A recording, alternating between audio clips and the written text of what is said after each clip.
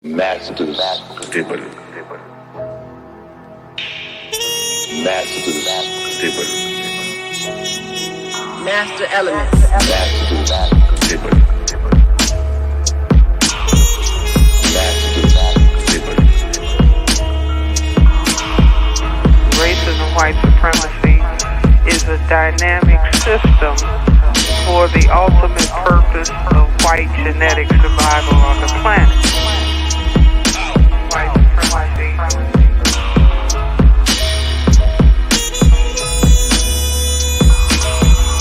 You are in an evil system, a system that is designed deliberately to produce evil thoughts, to produce animosity, to produce violence. Introduction to African civilizations and man-garden civilization. Masters Debunking. Masters Debunking. Master Element. Masters Debunking. Masters Debunking. Master Element. We dedicate lives to the study of history. They didn't tell us that if you give up the man, you're going to take one of these things and it's worse and it will destroy your nation.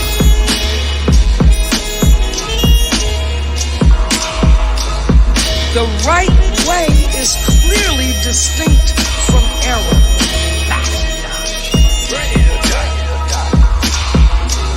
Racism is a competitive relationship between groups of people who are competing for the ownership and control of resources, wealth, and power.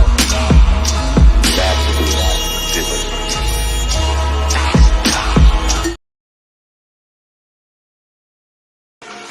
I am a critical thinker, here to bless you with lyrical tinctures. I am the black dot, the point of reference, the metaphysical link to the Moors, the Mayans, the Aztecs, the Incas. I am here to remove the blind spots and clear the view of your spiritual blinker. I am something out of nothing. I am the alchemical bringer of change. My name will continue to linger. I am legend. If consciousness was a game, I would be considered a ringer. I am because we are. And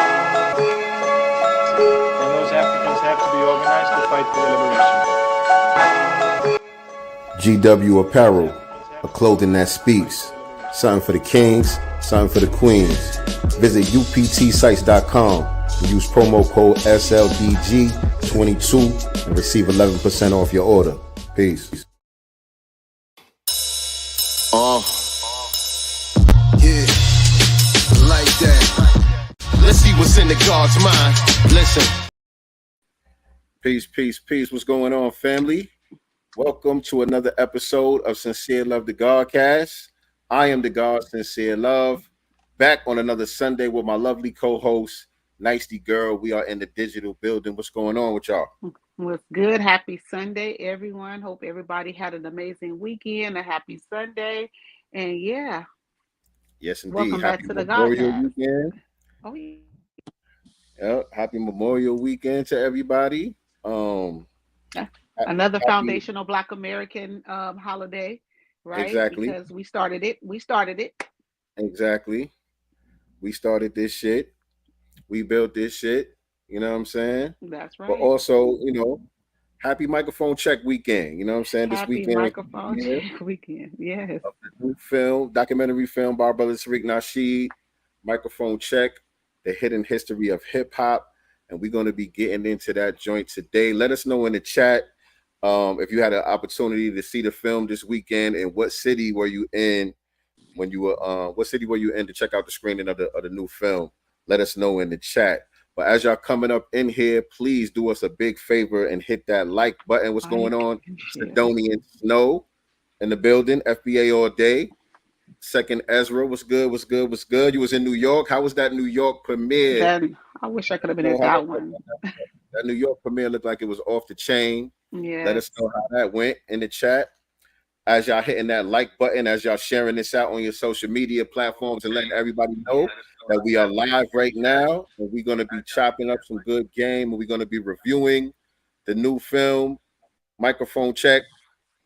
We're about to get into that in a minute. But if you're not already subscribed to us, make sure that you guys hit the subscribe button as well as the notification bell so you can be reminded whenever we go live with new episodes. We do this every Sunday around 6 p.m. Eastern Standard Time.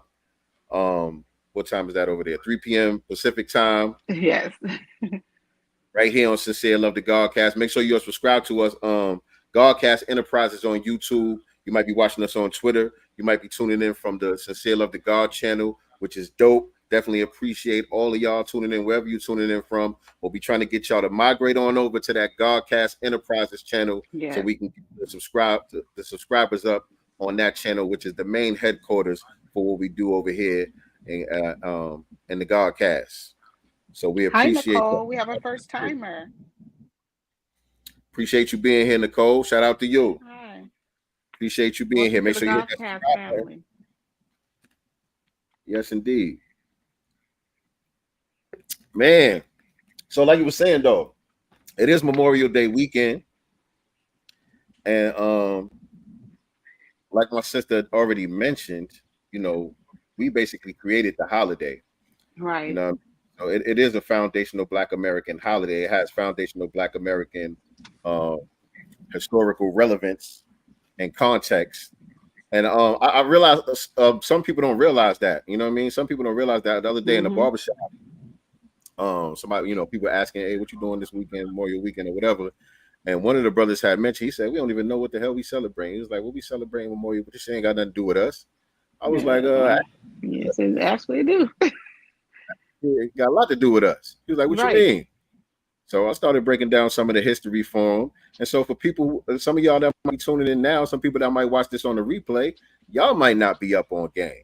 Right. So there's a lot of overlooked Black American history of Memorial Day. Let me share this with y'all. This is an article from Time magazine a couple of years ago. You know, they had to put some respect on it.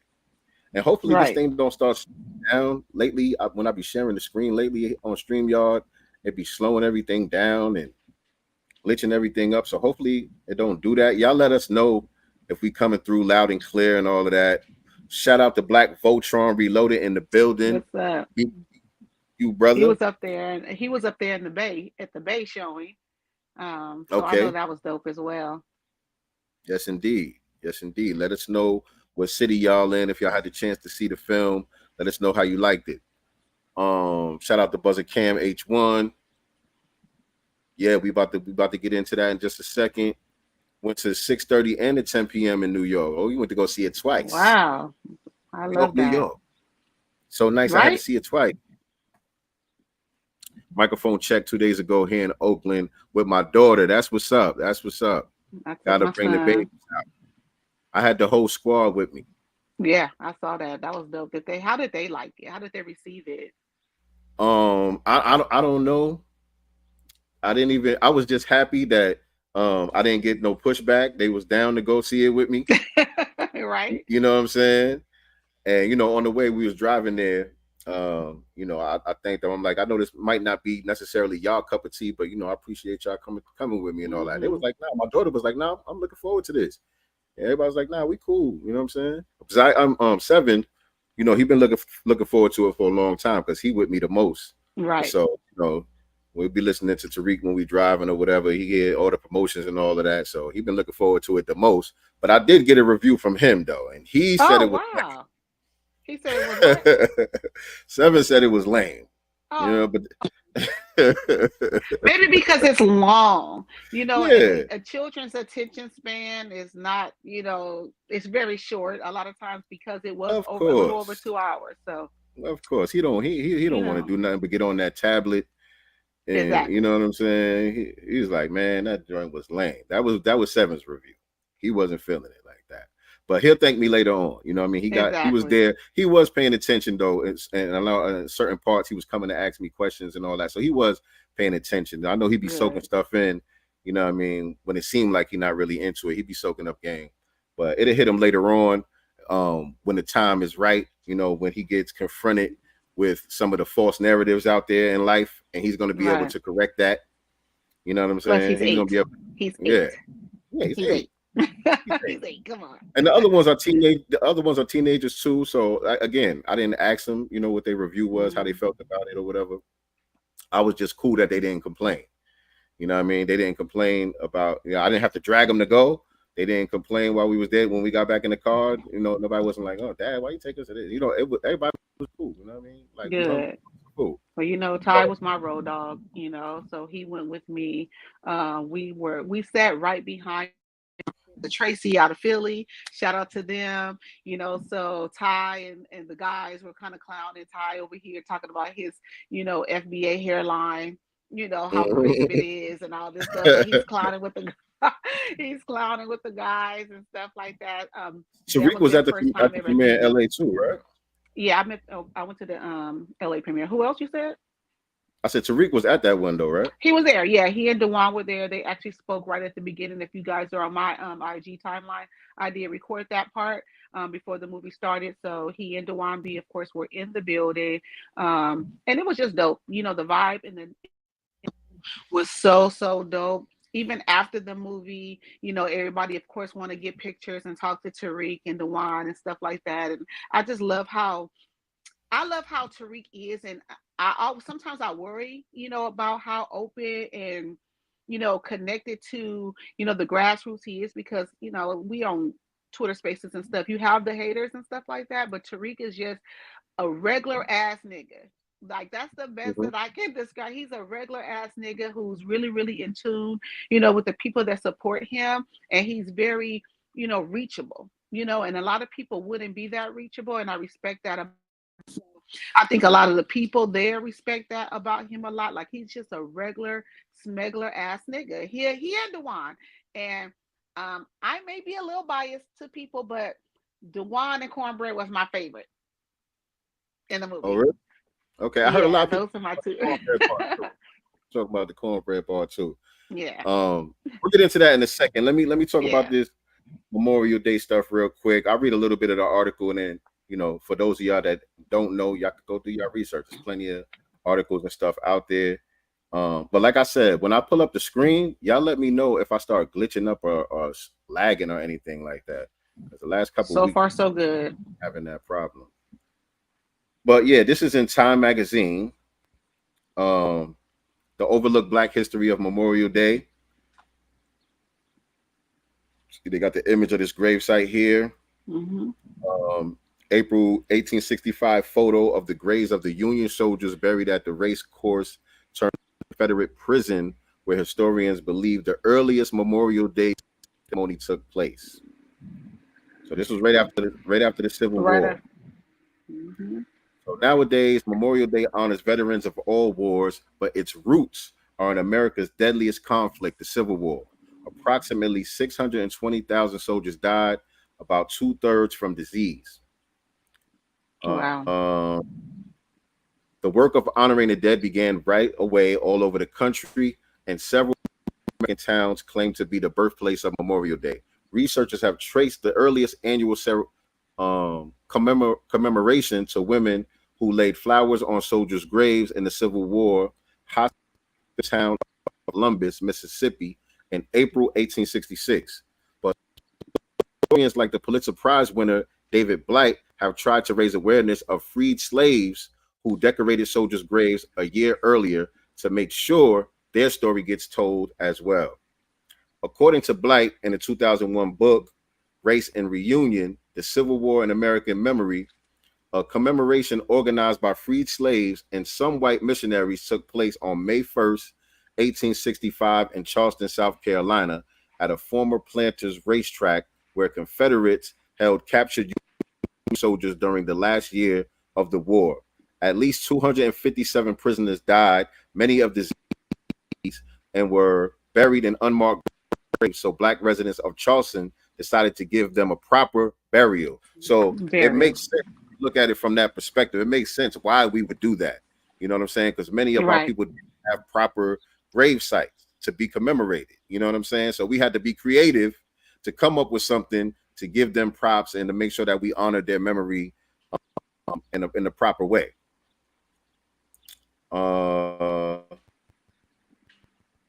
And the approximately 10 days leading up to the event, roughly 24 African-American Charlestonians reorganized the graves into rows and built a 10-foot tall white fence around them. An archway overhead spelled out "Martyrs of the Race Course" in black letters. About 10,000 people, mostly black residents, participated in the May 1st tribute, according to coverage back then in the Charleston Daily Courier and the New York Tribune. Starting at 9 a.m., about 3,000 black school children paraded around the racetrack holding roses and singing the Union song, John Brown's Body, and were followed by adults representing aid societies for freed black men and women. Black pastors delivered sermons, led attendees in prayer and in the singing of spirituals, and there were picnics, etc., etc., etc. So we created the holiday. That's the moral of the story. Created the holiday.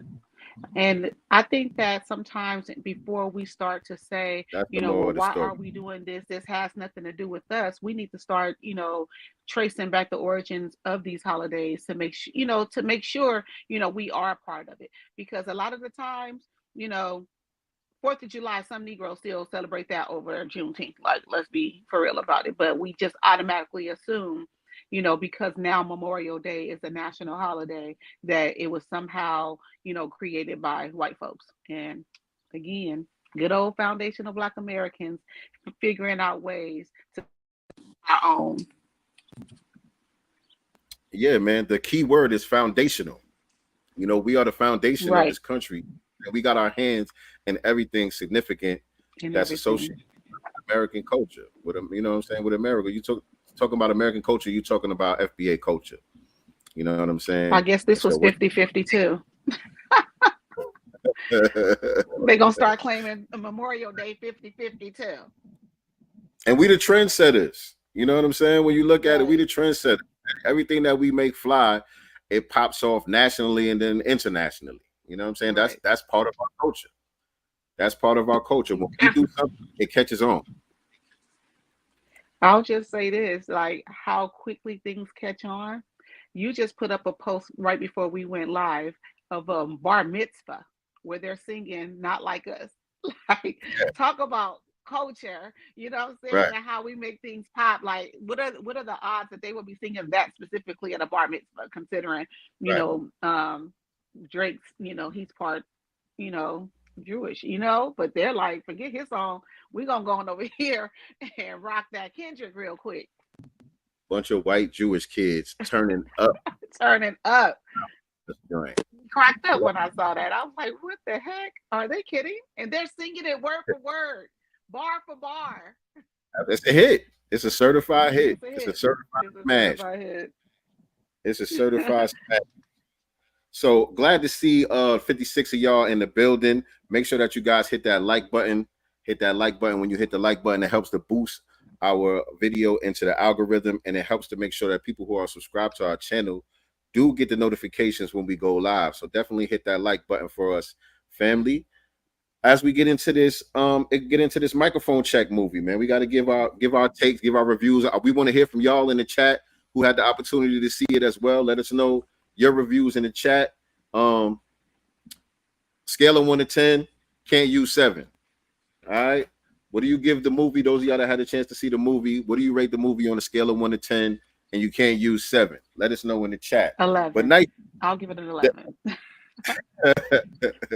The LA premiere. Before we even talk about the movie itself, tell us about the event. How did it go out there in LA? It went great. So we pulled up. I probably got there about 20 minutes before the movie started.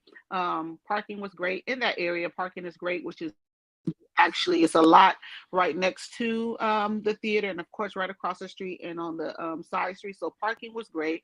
I parked directly across the street from the theater. Walked in. He had a table set up. And so people that had tickets, their name was basically on the sheet. So they checked you in pretty much, cross your names out as you went. I will say also that the concession stand, way cheaper than any Cinemark, AMC and all that stuff. Like, price point was great.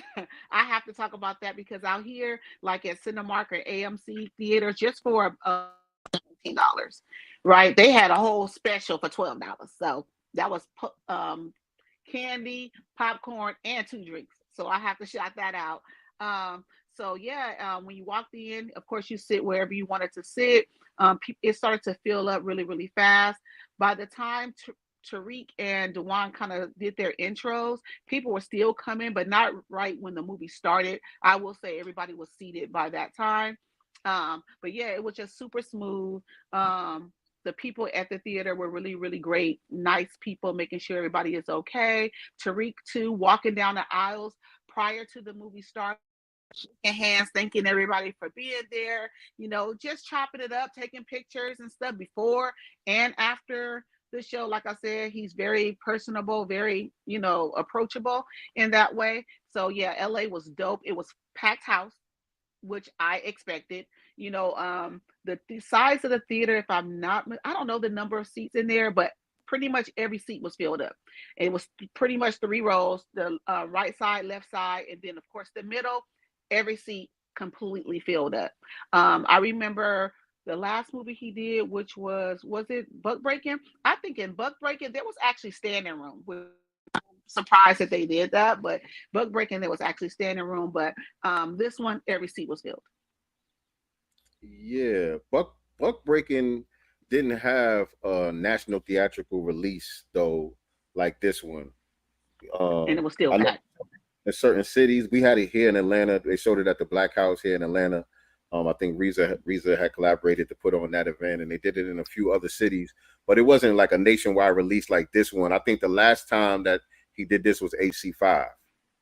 Maybe it was that one. I took my son to see that one too. Well, both of them actually, but those one was super packed. This one was just as packed though.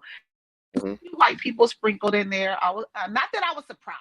I don't want to say that I'm surprised, to see them in there, but white people be sprinkled in certain things when it pertains to us, and I just find it kind of interesting, that they're there. And it was like, and you guys would know, for those that saw the movie, there was portions of the movies which we'll get into it where we all clapping at the same time because we resonate with what these people are saying, what these pioneers or what Tariq is saying, right? So we're all clapping and stuff, and it was just two right behind my son and I, 2 white guys sat directly behind my son and I, and they clapping too, like, yeah. What y'all know? Like, how like the feeling that we're having in this moment, y'all could have just, lightly clapped. They're over there like, how black people are like, yeah, they're doing the yeah thing too. I thought that was so interesting and funny, but I don't know. Weird at the same time. And they're having a good time. They're having a good time, but I just feel like that.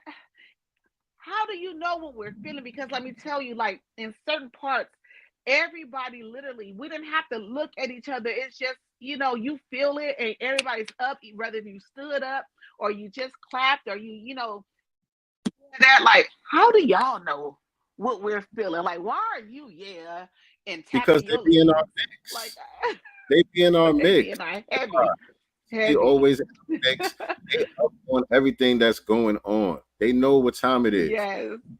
And some for malicious, gotta have malicious intent behind it. You know what I'm saying? They gathering intel or whatever the case may be, and some genuinely just vibe with us and rock with us like that. I mean, like I said, we the trends.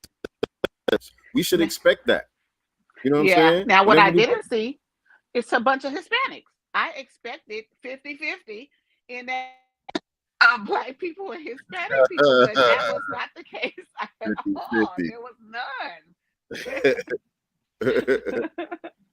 50-50. Oh man, hilarious. Yeah, that argument, they're gonna try to do their best to ignore this film and act like it never happened. But shout out to Tariq Nasheed, another successful film already. You know what I'm saying? It's already successful, another successful project. I mean, the brother, that nigga don't miss. Man, he don't miss. And you know what else too? It's just not Tariq though. The fact that he was able to gather the pioneers that he gather, and even the other people that get the film, but specifically the pioneers, that they finally have a voice, that they finally are getting their shine that they should have been getting from the beginning till now, in my opinion. We give so many people shine as it pertains to hip hop. These are people that I had never heard of, to be honest, but it's great to see them looking good, in good spirit, and remembering. They remember everything. They still have some of the flyers and those photos and things like that. I felt like it just felt so good to see them being acknowledged and respected, so I appreciate part of it as well, just giving them their flowers while they're still here to smell them. Absolutely. To me, that was the dopest thing about the film. You know what I'm saying? Just highlighting those pioneers who have been systematically overlooked and written out of history. Right. The hip hop. You know what I'm saying? They act like these people never existed, and they still here. You know what I'm saying? They still here, and they deserve respect. They got their just due to be put on the big screen, and have the opportunity to tell their story. You know what I'm saying? So that was the dopest part about everything for me. But the event here in Atlanta, it was at the Terra Theater, that down in Buckhead. Fly, you know what I'm saying? Black people everywhere. You know what I'm saying? We ain't have no white offer me. I ain't seen not one. Oh, it was slamming off. This is a chocolate city, goddamn it. I ain't seen. I don't even think nobody was non-FBA, to tell you the truth. I ain't even see no funny looking airlines. Well, wait though. No, because I don't know. I don't know if you saw, but in Atlanta is where the tether got caught recording the that was New York. recording from his phone. Yeah. No, that was New York. That was New York. Okay. That was New York. I was gonna ask y'all about that in the chat. Those of y'all who was at the New York premiere, what was that about? You know what I'm saying? So trying to bootleg the film to put it on YouTube real quick. Like every stereotype that you can think of in a tether in this moment, he fulfilled everything. Like he checked every box as it pertains to tethers. I was like, why would you do that, fool? But and I heard that he was trying to get back in. I don't know. Y'all let us know. Those of y'all that was out there in New York, let us know whatever y'all seen or heard about that situation. But it was a fly event here. It was packed. I don't know the seats either, but it's like standard size of a movie theater. You know what I'm saying? Yeah. People were even standing up in the back, so I guess it was sold all the way out and then some. And like you said, the concessions was super affordable. Yes. Super affordable. Like the prices was regular, but they wasn't trying to hit you over the head. It was like normal. And you know what I'm saying? You get one thing of popcorn and you could get refills and all of that. Right. You know all that. Yeah. I was like, say so these other theaters can do that too. Why aren't these doing this? Like this means that all of them can do that. Yeah, but I don't think they was used to getting hit with so many people at that theater either, because they did run out of popcorn. I'm like, how y'all run out of popcorn in a movie theater? The last thing you should run out. Especially a Tariq movie. You know what I'm saying? I don't think they was used to getting that many people up in that joint. But it was fly. You know, they even had drinks and all that. You know what I'm saying? We didn't have the alcohol beverages. And I saw that our sister Kool-Aid made it down to Atlanta to watch the premiere with you and the kids. So shout out to her. She was looking all cute with her bucket hat on. Yeah, about to say that. Kool-Aid be trooping it. She drove up from Alabama. She made her trek. Show love. My man, shout out to my dude Ishmael. He might be here. I don't know if you hear Ish. Shout out to my brother Ish. He came through. You know, he be traveling. He be over that. So, you know what I'm saying? He made this part of his you know, his itinerary so that he could come through. He rocked with us, me and the kids. We went after and got some food and all that. That's my guy, man. Shout out to brother Ish. Shout out to Ish. So a couple of the people from the chat, a couple of people recognize me that be in the chat and all of that. They're like, yo, Sincere, what's up? I'm so and so from the chat or whatever. You know what I mean? Always let us see that and appreciate that. The Godcast family showing love, man. So appreciate y'all, man. Saw the brother Black Alpha, him and his lady was out there. Yeah. Movie in court trying to bootleg the movie was hilarious. Now y'all already know he's going to be the newest character in the next Gucci Gang cartoon. Yep. He just Yeah, solidified his man. spot. Yeah, and I'll be remiss not to talk about this. I don't know too much about the situation, but there was a little bit of static after the movie between our brother Black Alpha and another guy. I don't know who the other guy was, and I don't know what the situation was about, but they looked like they was getting ready to get into it after the fact. And I guess it was something, from what I could gather, from what I was hearing, something that stemmed from Twitter. And I did want to talk about that's the only reason why I brought it up on here. Shout out to Black Alpha. You know, I'm sure you're gonna deal with the situation, your business, or whatever the case may be. But I kept hearing the brother say something about Twitter this, Twitter that. You know, I ain't with all that Twitter shit. And I just want to say to the family, because you know, I be debating people online and all that. I get into it with some of y'all in the comments and all that. But I always go out of my way to keep it respectful. You know what I'm saying? I don't talk to people crazy on Twitter or in the comment section on Instagram if I wouldn't talk to you like that in real life. People need to be careful with that, man. People need to be careful with that. You can't hide behind your internet presence. You got to come outside sometimes. You know what I'm saying? You got to come outside sometimes, and you're gonna be held accountable for some of the stuff that you be doing online, some of the stuff that you be saying. You could debate people and make your points without being disrespectful and crossing that line. You know what I'm saying? Right. People need to learn how to disagree without being disagreeable, especially online. Some of y'all be talking crazy, and I'm saying this because some of y'all do it to me. And I'm not saying some of y'all that's watching this now, but I'm just saying it be people in my comment sections talking crazy as hell, and I'm like, dude, I know damn well you would never talk to me like this in real life. At all. And so I don't engage, you know what I'm saying? But you know, sometimes we get into our heated discussions, but we can keep it respectful. You know, I go out of my way to keep it respectful when it comes to, you know, any type of online interaction that I have with people, no matter what the situation may be. You know, might clown a little bit here and there, but I'm not gonna cross certain lines. You know what I'm saying? I don't know you like that. I ain't talk crazy to you like that. But some people do be talking crazy online, and when you see somebody outside for real, they might go and step to you. So I hope you can handle your business. Right. That's all I'm saying. Hope you can handle your business. Well, God, it didn't get too ugly, you know, out there. We didn't have any, you know. And it looked like even if it would have went somewhere, it wouldn't have went no further than a fair one. Which still, you don't want to see it at you know, at the event or whatever. An event. You don't want to see it. But again, somebody gonna see you where they see you at. You know what I'm saying? Right. You know, you ain't from where I'm from. I don't see you on a daily basis, nowhere to step to you. So this is where I see you at. You know what I'm saying? Right. But, you know, at the end of the day, I don't think it would have. If it would have went anywhere, it wouldn't have went nowhere past a fair one. So I can respect that. You know what I'm saying? Good. And I think you know, both parties, they handled it well. You know what I'm saying? It didn't go where it could have went, and so it is what it is.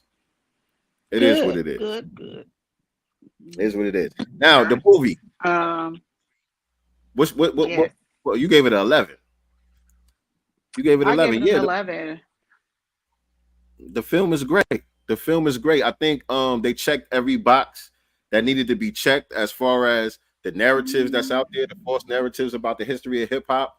I think they covered all grounds. They didn't leave no stones unturned. And like I said, they highlight the right people. Go ahead. But I'm gonna say this because, you know, I have to. I felt like Peter Guns held back. I felt like he did not want to, because obviously he's from New York. He's, you know, with some Latinos, and that's fine, but the truth is the truth. Like, you got to be able to speak truth to power, you know what I'm saying? And I felt like he held back a lot, you know, I grew up around them, and you know, like, but you still have to stand on the truth too. And, you know, if they're your friends, if they rock with you like that, then they're going to respect your truth, the truth. So don't hold back. I'm going to say that I felt like Peter Guns held back. Everyone else, I felt like, you know, spoke their truth, but I felt like he held back, not just a little bit, a lot for me. Okay. Okay, I respect that, and I know what you're talking about. You know, I know the energy that you're talking about that he had. He was very hesitant. Yeah. I think he did. You know, he did speak truth, but he was hesitant and apologetic about it. He should have just been yes. About it. You know what I'm saying? So I can agree with you there. And that also goes along with Grandmaster Caz, not in the film, but you know, prior to the film, when this conversation really first started heating up online, the interview that he did with Vlad went viral, where he spoke truth to power on Vlad. You know what I'm saying? About, you know, how it wasn't meant no Puerto Ricans there like that. You know what I'm saying? This was a black thing or whatever he had said on Vlad. That started going viral when we really got this conversation heated up online after Busta Rhymes and Pete Rock and all these guys, Fat Joe, everybody crazy. That clip went viral. And then if y'all remember, he did a video where he was kind of sound like he was backtracking a little bit. And then there was 3 videos. There was another video that came after the backtrack where somebody approached him. I think they was at one of those hip hop events at a park or something like that. And somebody had approached him and asked him about it. And he kind of cleared it up in that video as well. So a lot of people were iffy about the Grandmaster Caz thing. They're like, oh, Grandmaster Caz, you know, kind of like what you were saying about Peter Guns. You know what I'm saying? Right. But he didn't want to rock the boat or whatever. But Caz stood on business. He stood on business in the film. Thankfully. The movie, he made it clear.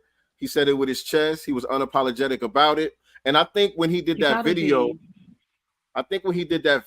where people felt like he was backtracking, I think he didn't really have the context of what people were saying online. You know, the video was old. The Vlad video was old, and it kind of went viral, and people were talking about it. And so I think he was getting hit up by like Crazy Legs and people like that, saying, yo, they trying to use your name to shit on Puerto Ricans or whatever. And he just made a video without getting the full context to say, nah, Puerto Ricans was there, you know, part of my crew, whatever. You know, but once he got the full context, he like, nah, we got to clear this up.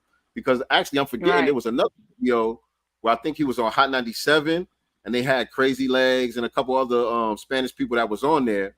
And he was clearing things up on that broadcast as well. But he represented him. And you know what I also like? When Shyrock, you know, when the camera first got on her, she was like, and let me say something. You better not delete nothing. Like, her energy is great. I say, I loved her energy. Like, and videos of her in her youth in spitting, you know, with the guys. I was like, look at man, like, but yeah, when she said that, like, you better not delete anything. You better let all this roll. Like, basically, don't cut out nothing, because I'm saying what I'm saying with my chest out, and I don't want nobody to miss nothing. You know, so I appreciated her energy, you know, and I love seeing her, you know, back in the day spitting with the guys. Yeah, I think her energy was indicative or represented really the tone and the attitude of how all of those pioneers really feel, because they haven't had a chance to tell their story, and they've seen over the years this remix, this revision of history being told, and them getting pushed to the side and written out of it. So her frustration and all of that she put on display, I think that represented the vibe that all of them really had, because it's like, damn, we still here. Oh, there's a gazillion documentaries about the history of hip hop. All type of books that are written, documentary films, you know, television shows, movies, all of this stuff, and none of y'all thought to holler at these people. Right. That's how you know that it's thematic. That's not just an oversight or something. You know what I'm saying? That's something that was thematic. Because I remember and Erasure as well. Exactly. I remember the Source magazine cover when they had Grandmaster Flash, Kool Herc, and Bambaataa on the cover as the 3 founding fathers of hip hop and all that. I remember that. I used to collect Source magazines and all of that. I used to read them joints cover to cover. I was a hip hop head. You know what I'm saying? I was a kid at the time. And so I bought into that. You know, I didn't think to question that, because especially at that time, you know, we didn't look at ourselves being Black American as something distinctive and unique, different from other Black people anyway. So it wasn't even raising no red flags or nothing. You know what I'm saying? So they was easily able to slip that in there without us really questioning it, without even raising a red flag to be like, huh, well, Jamaica. Like, we didn't even think about it in that way. But they knew. But they knew. Yes, that was intentional. But they knew. Yeah, but they that knew. was intentional. The writer and source knew. Kool Herc knew. Pete Rock knew. And African Bambaataa knew. They knew. You know what I'm saying? Not and Pete they Rock. could have easily not what I meant, you know what I'm sorry, but they knew. Yeah, that, Pete Rock gets the what business was too, though, going because on. Pete Rock still kind of. Yeah, I know what you're saying. That wasn't cool. I know what you're saying. I But yeah, it was Bambaataa, like it was Herc, Tariq and it was did Grandmaster well. Flash. I felt like, you know, even in this film, and although it's clearing up the myths, I feel like Tariq still gave Herc his flowers in a way throughout this film. Are you, Absolutely. you know what I'm saying? I felt like He that. went out I his don't way feel to do like it. It was definitely nothing disrespectful. Yes. No, he went out his way to give him props. At the end of the film, he highlighted Herc. Mm-hmm. He said he is the undisputed Mm-hmm. godfather of hip hop, and he made it clear what that means. Mm-hmm. By definition, Right. godfather is not the biological father. Just like James Brown is the godfather of soul, but he's not the inventor of soul. You know what I'm saying? Godfather is someone who is tasked with giving care and provision and helping to develop the child. You know what I'm saying? But they're not the biological father of the child. So give him his proper respect. And that's all that's due to anybody, your proper respect. You know what I'm saying? People don't have to give you more respect than you are deserving of, give you more credit than you are deserving of. And now there's clips in the film, and there's more clips even online, where Herc makes it clear where he got it from. Like, Herc never makes it blatantly that he is the creator of hip hop, but he doesn't do enough. He doesn't do enough to debunk it either, though. You know what I'm saying? I agree. Knows that that's out there, and I think he just purposely lets it linger because it does give him opportunities. You know what I'm saying? Especially now with the 50th anniversary and all of that stuff going on, it does give him certain opportunities to hold that position. So he doesn't do enough, in my opinion, to debunk it. But he's never come out and made that claim himself. It's other people trying to do that. They did it. Yep. And like they said too, a lot of them didn't know that he was Jamaican. You know what I'm saying? When he was doing the parties and stuff like that, they never knew that he was beginning either. They just thought this was another brother. Facts. Because he came over when he was a kid. That's the part that people forget or leave out. You know what I'm saying? And it's not like it was a grown man that came over here, you know what I'm saying, and brought something with him that was a part of the culture back home. He was a kid. He was an impressionable kid who got engulfed in our culture. That's it. You know, that's what happens. That's just natural phenomenon. You know what I'm saying? You're not going to go somewhere and influence the people who are the dominant, you know what I'm saying? Right. The people that have the dominant culture around you. It doesn't work like that. You know what I'm saying? It's just like, you know, Slick Rick had to give it up. When he did an interview on, I think it was Apple Radio, you know, he talked about when he came as a kid and he didn't fit in. He was kind of nerdy and he didn't have no swag and all of that.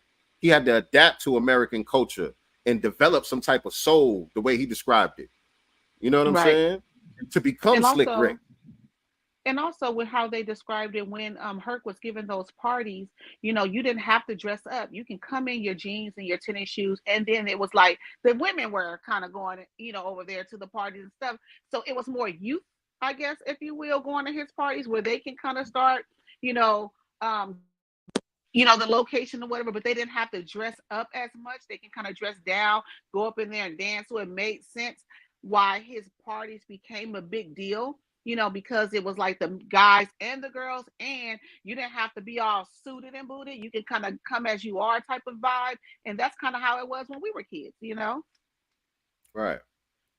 And speaking of Herc and his parties, that was one of the things that was kind of new to me in the film. The way that they demystified that party, because there's a lot of mythology, not just around hip hop, the history, but just that party itself. You know, all the false claims about all the people who were supposedly there who really weren't there. How it really wasn't that big of a party. It was basically a couple of friends and family who were there, who were actually there, and they just created this whole mostly family around that party. You know what I'm saying? I was like, wow, I didn't know that. I thought in my mind, I'm thinking this party was a big deal. No. 1973. Kool Herc's back to school party, Sedgwick Ave, and all of that. In my mind, my imagination over these years, I'm thinking this is something that was larger than life. It was like basically it was his friends and family. All these B-boys, all these big name B-boys and MCs and stuff, they weren't even there. They weren't even there. They were at other parties. Right. They were doing other things. And even the flyers, remember the sister was handwriting the flyers basically on postcards before they finally started getting them, Xerox and stuff. Remember Xerox back in the day, into different types of flyers with, the graffiti or, the artsy types of flyers. The cheapest party I think that it was to get in at that time was $1.50 to get in. I thought that was right. Now we paying $20, $25 to get in, and some places more, but $1.50. And these people were kids, basically were making this money just to go buy school clothes or some equipment to DJ and things like that. So yeah. Right. And now with the part with the equipment, to me, that was the only lull in the movie where it kind of got a little boring. You know what I'm saying? Just because it's kind of hard. I'm not taking nothing away from the film because it's hard to be entertaining and educational at the same time, talking about something so technical like that. But when they was talking about the equipment and how the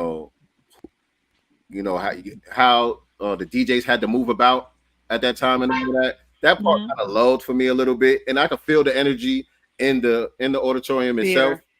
It picked back up when they started talking about the break-in and the graffiti artists and all of that when Cornbread came back on, and they started to debunk the Latino myth. That's when you felt energy pick back up in the theater itself.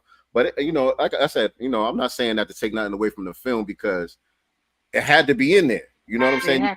You can't leave that out. That's an important part of the history. You know what I'm saying? It needs to be told, and so it may not be as entertaining, but it's important. It's important to tell it. You know what I'm saying? So I think the greatest part about that part is when DeJuan mentioned in the movie, if these sound systems and stuff like that were introduced to us, by Jamaicans, then where are the manufacturers in Jamaica?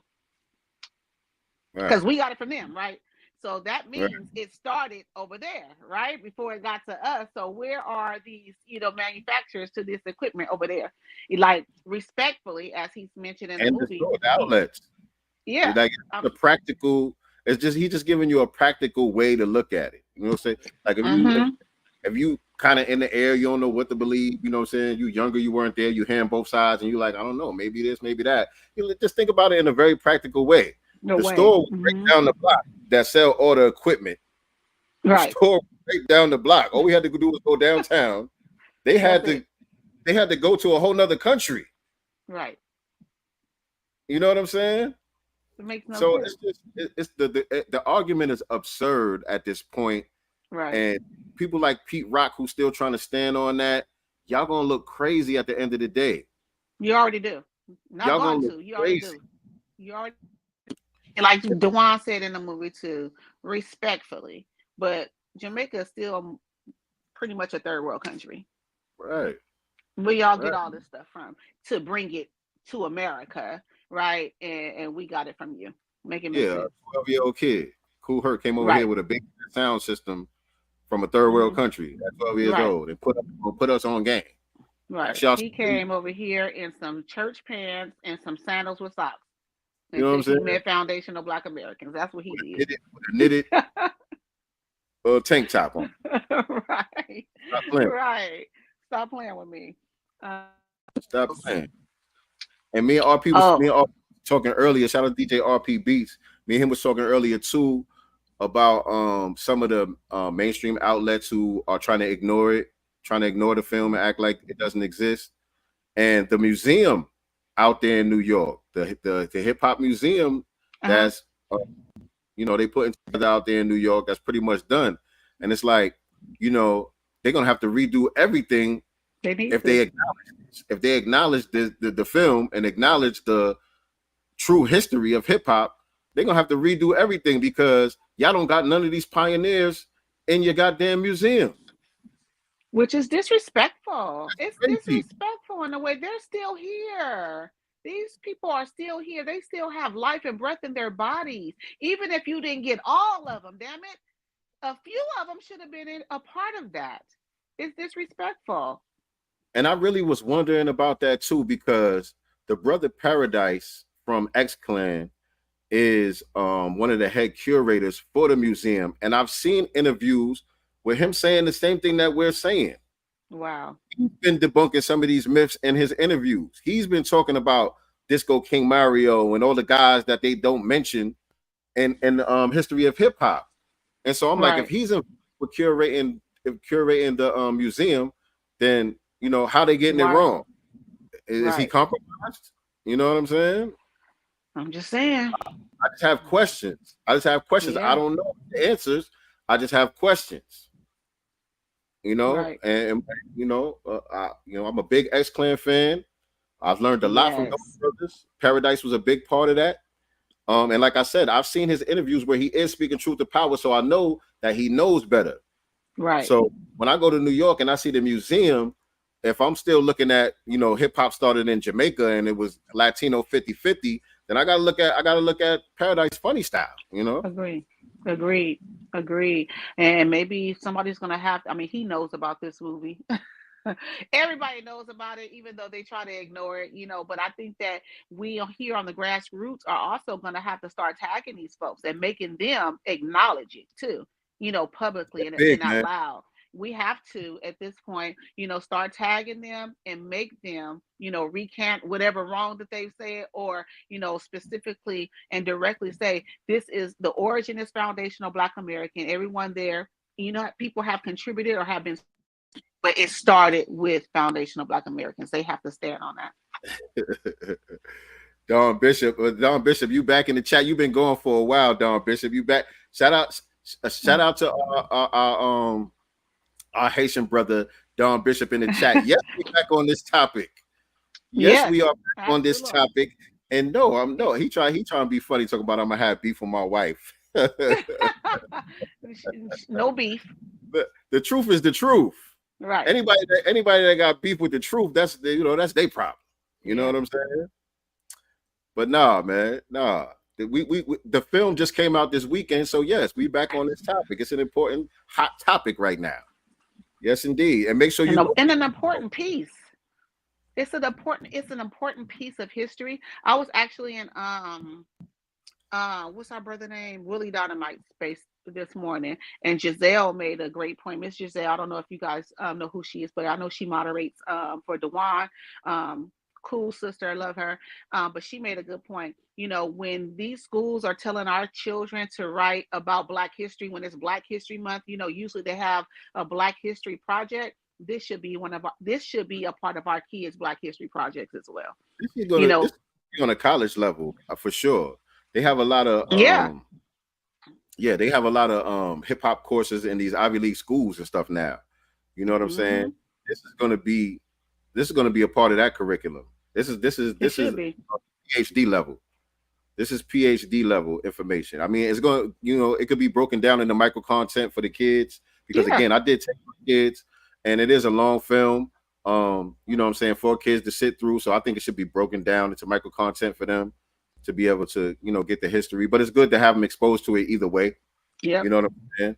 But yeah, this is going to be definitely on the Ivy League level. You know what I'm saying? Where you have people like what's his name? From Chicago. Let me see. Let me get his name. Came out with a new album. What's his name, y'all? The rapper from He Chicago. just came out. A new album. From Chicago. Courses. I forgot what school he's at. Q-Tip does some stuff at, I think, Harvard. It's a few schools that got courses and stuff that's dedicated to hip hop and all of that. Now, I can't even think of this guy's name. I can't either. One of y'all, Lupe. Yeah, he does a course at one of them schools as well. So they're gonna have to include this film. Is the point? They're gonna have to include this film and get the history right. You know what I'm saying? This was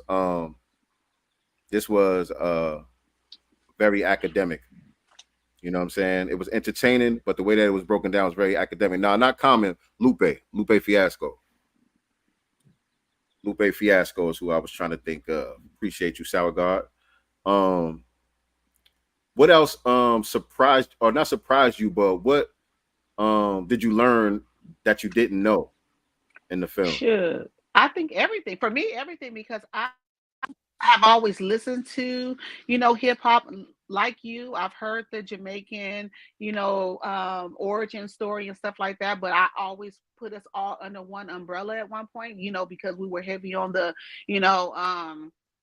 African American, terminology. So, Right. as long as they were Black, I was fine. It was fine for me, but now, understanding the importance of us, acknowledging our lineage and our contributions here to America, the fact that we've built America and separating that. I understand the importance of that now. So everything for me, honestly, is important for me. I got something from everything, a lot of it, majority of it, I did not know. I did not know about these pioneers. I've heard the name Kool Herc, of course. This movie was my first time seeing his photo. I've seen African Bambaataa, of course, because there's obviously been those internet stories and stuff like that about him. So I knew who he was and stuff like that. But Kool Herc, this movie gave me a picture, of him. I had never seen him before. Right. And so for me, it was a couple of things that I was like, oh shit, I didn't know that. One thing was my man Pigmeat Markham that does Here Comes the Judge. Oh yeah. Judge. I've been know about Here Comes the Judge for years. The first person I heard talk about Here Comes the Judge was Daddy O from Stetsasonic. Shout out to Daddy O from Stetsasonic, because he's another brother that's been trying to correct the history for a long time and demystify the history for a long time. He's been saying, nah, there's other roots to this hip hop thing. It didn't just start with people. He's been saying that for a long time. Wow. And he was the first person I heard talk about the Pigmeat Markham Here Comes the Judge record. So I've been knowing that one. But the other song that he had it with another dude where they was rhyming back and forth. Yeah. Going back and battling. forth like kissing styles.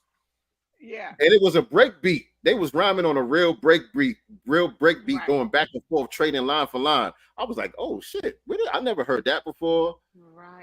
There was a few other old school clips from the 1940s and all of that were new to me. The ham thing, the girls, playing, doing like all that stuff. You're like, wow, all this has a story. Absolutely. Yeah, it was a lot. Yeah, Nipsey Russell, James Brown, Cab Calloway, Muhammad Ali, H. Rap Brown. You know what I'm saying? The Hines brothers. Right. Satchmo. The moral of the story really is this, man. All of the elements of hip hop already existed in foundational Black American culture, especially in the South. All the Carolinas. Right. The people of New York brought the Southern culture with them during the Great Migration. You know what I'm saying? When people were leaving the sharecropping South, looking for opportunities where all the factory jobs was in the big cities and all of that stuff. And, people were looking for better opportunities. Harlem was basically marketed as the promised land back then. Everybody was trying to get up to Harlem and all of that. And they brought a lot of the Southern heritage with them. And that became hip hop. That's how you trace it back. You break the elements apart and trace it back to where it came from. You know what I'm saying? In its infancy. You can't trace it back to none of these islands. Puerto Rico, Jamaica. It's not happening in none of these places even now. Right. You know what I'm saying? Never mind going back prior to the 1970s. It's not happening now. You know what I'm saying? Whereas something that purportedly started in the Bronx quickly spread all over the United States.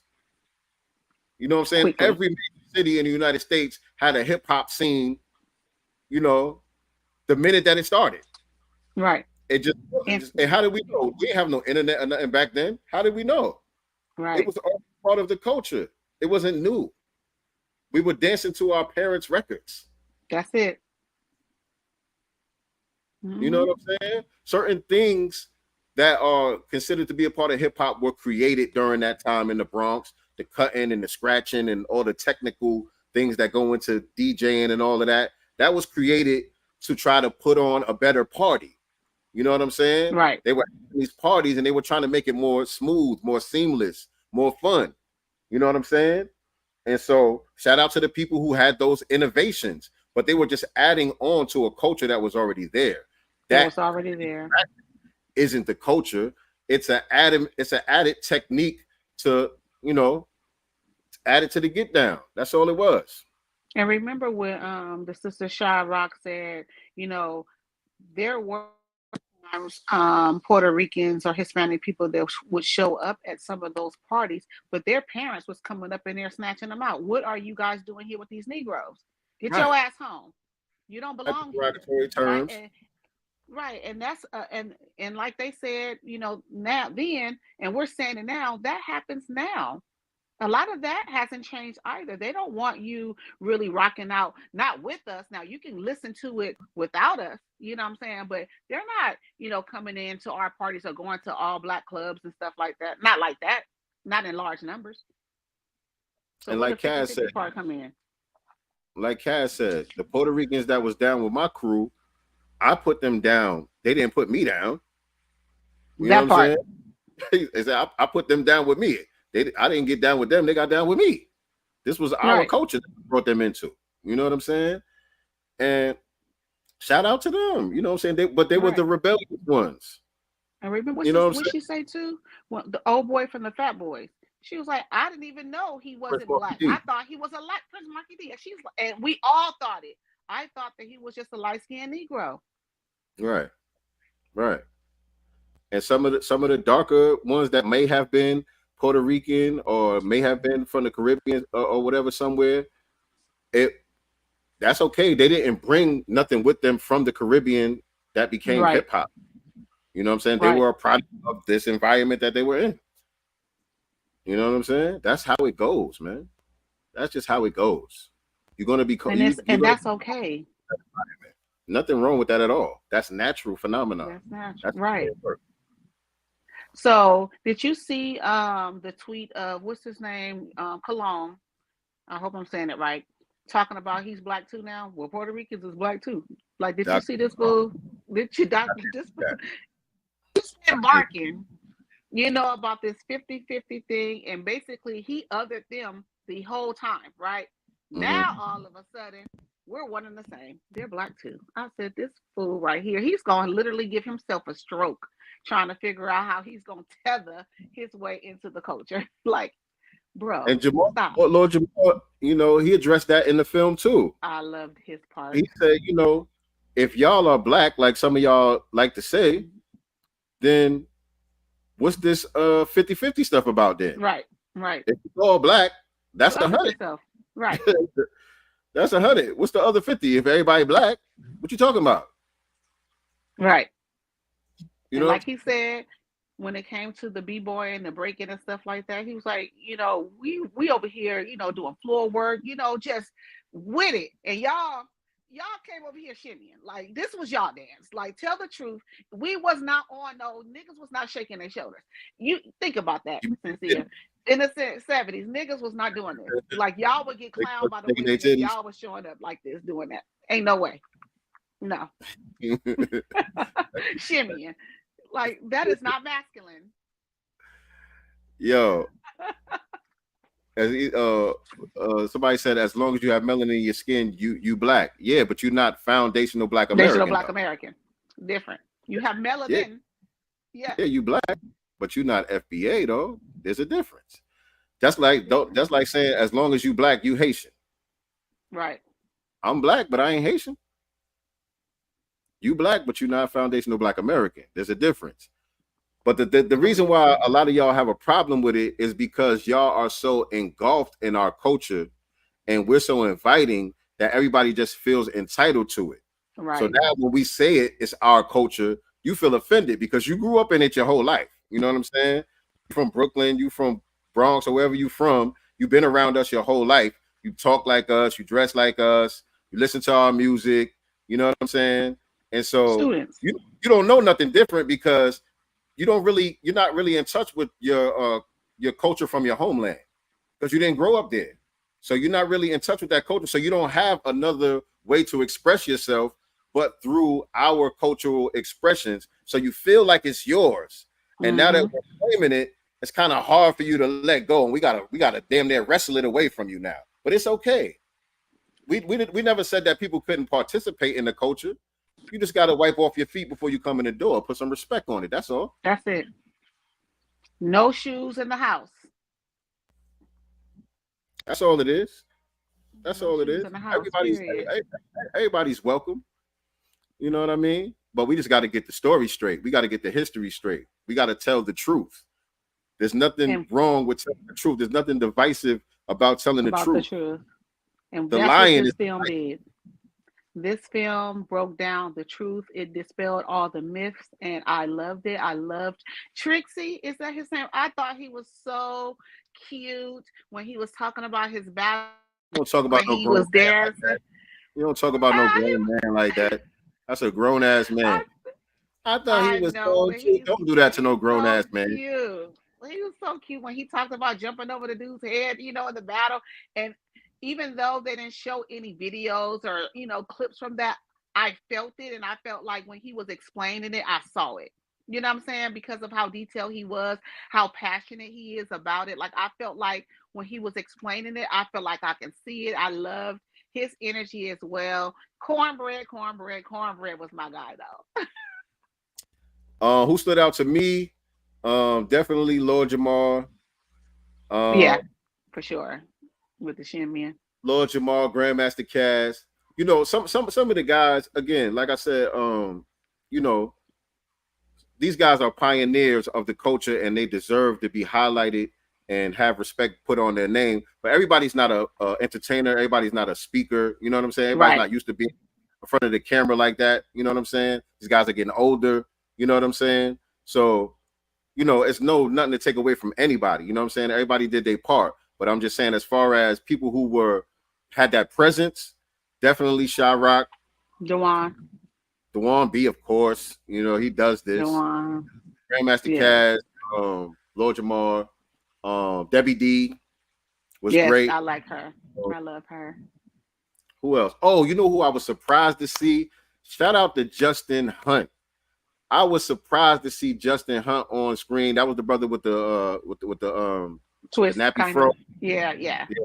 Nappy fro. He is a hip hop journalist. I think he used to work for Hip Hop DX. Yeah, he kept it real.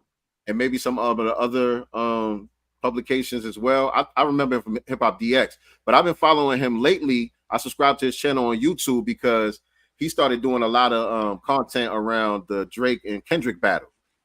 And he did a great job. Okay, he did a great job breaking that whole thing down and really speaking truth to power from a foundational Black American perspective. He's been using our terminology. I was going to say that. He's using the language. I love that part. Absolutely. You know what I'm saying? Yeah. He's getting straight in over there on his channel. Y'all make sure y'all subscribe to his channel if you're a hip-hop head like me. If you're a hip-hop nerd like me. It's Justin Hunt. It's All Happening. I think the channel is just Justin Hunt, but the name of his thing is It's All Happening. He does a great job. I was surprised when he popped up on the screen. I'm like, oh, that's my nigga. Yeah, the company man. Yeah, he does his thing. Who else? Yeah, let me subscribe. Who else? I forgot. I'm trying to think who else. We only seen it one time. I got to get the DVD. Got to get the Blu-ray, by the way, Nice D. It's already on his website, but I am getting some DMs from folks out here who is asking that I run up to the Hidden History Museum this weekend, or tomorrow, because they're gonna be inside of the Hidden History Museum. So I'm actually gonna take that drive over there, which is only like 20 minutes, y'all. 15, 20 minutes. But I'm going up there tomorrow. So all asking me, can I slide them a DVD? Yes, I can. You guys can Cash App or Zelle me your money plus $10 for gas. Slide my girl some gas money. And some gas money. And I'm going up there. On top of that. And plus the shipping fees too, because you're gonna have to ship it to you. I gotta ship it to you if you're not in California. If you are in LA and you just can't get there, we can definitely meet somewhere. I'm cool with that. But yeah, for those that are in my DM right now asking if I can grab one for them, I can, but you got to slide me some gas money and shipping fees. So DM her on Instagram if you want to get a Blu-ray early copy, and give her your Cash App. No, get her Cash App information. Yes. And Just whatever, DM me. Just write something in the in the comment section. What's it called? You could put something in the section, what the money is for. I'm talking about yeah. That you can just put on their microphone check, or just put a microphone, the microphone emoji on there. But yeah, but make sure you DM me too, because I need the mailing address. And if you're here somewhere in Cali, we can meet. DJ FaZe was good. Yeah, DJ FaZe was good. He been on YouTube doing his thing for a while, getting the narrative correct out there. Shout out to DJ FaZe. Oh, there you go. Nicely. Okay. Nicely about to rack up. Let's go. Why not? I know I got to get my copy early, so I could really, really dig in and study it and all that. You know what I'm saying? I'm a nerd with hip hop shit. And this is a time for us to have some watch parties at our houses. You know what I'm saying? Like for the family that, didn't get a chance to go to the premiere or doesn't have the Blu-ray, it's a conversation piece. We love to talk about Black empowerment, talk about our contributions and the facts that we've built America. It's a great conversation piece. So like we have fight parties, we can have a microphone check party at the house, in the backyard, rent a projector if you don't have one, and have your own personal premiere with your friends and family and neighbors and stuff like that. Yeah, I know once it goes to streaming, I'm definitely going to be showing it in the barbershop. We don't got no DVD player in the barbershop, but once it goes to streaming, I'll have it on every screen in the barbershop. You know what I mean? So yeah, Don Bishop, you will get a chance to see it when you come through. You know what I'm saying? Shout out to my brother Tony, Realer Than Real, in the building. See you, King. B1. What's up? B1, everybody. Yeah, it was just a dope film.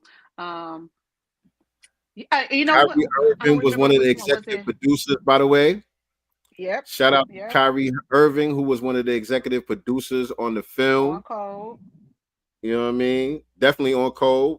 Favorite NBA player right now. Doing this thing in the conference finals, about to go to the finals, by the way. They up 2-0. Do they play tonight? I think Dallas and Minnesota play again tonight. They up 2-0 right now in the conference finals. They definitely going to the championship. And speaking of Kyrie, got to give Kyrie his props, man. I seen the other day, after they won game one, I think it was after they won game one, he did the post-game interview on Inside the NBA with Shaq and Charles Barkley, Kenny Smith, and all of them. And I think they're getting ready. I think they show getting ready to get canceled, by the way, too, because I think I don't know, something with the broadcast. I think it's going to be getting broadcast on another channel now. It's not going to be TNT anymore, so I think that show might be getting scrapped. But when he did the post-game interview after they won game one, it just looked mad awkward, man, when he first came over there. And Kyrie's cool, man. Shout out to Kyrie. He's very professional, and he handles it in a cool way. But you could just look at how stiff Charles was and how stiff Shaq was. Because I remember they was talking mad shit about Kyrie the last couple years. Yep. They was talking crazy about jab.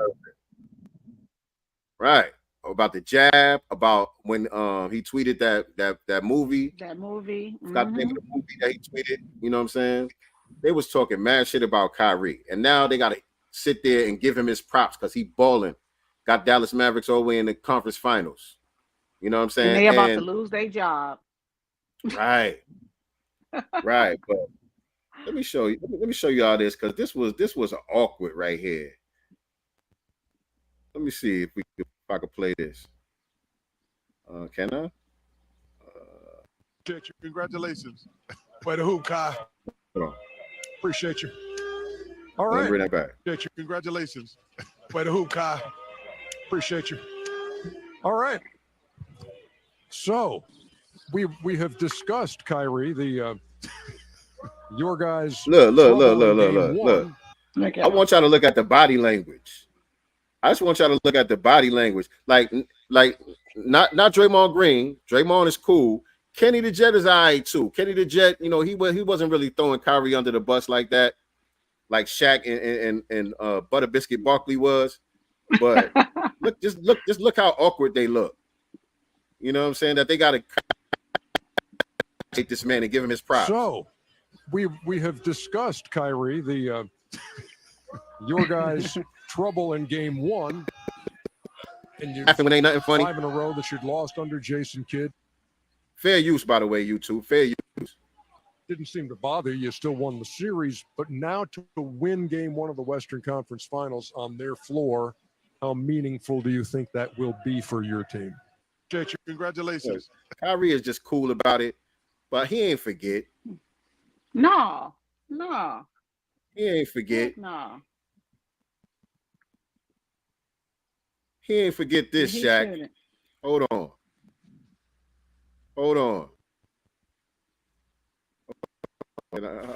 You have to be aware of what you're doing.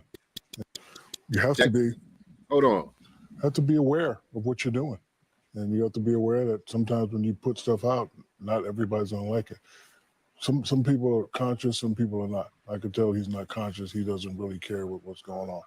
But us, I know that you know, the game that we used to love and we promote, it brings people together.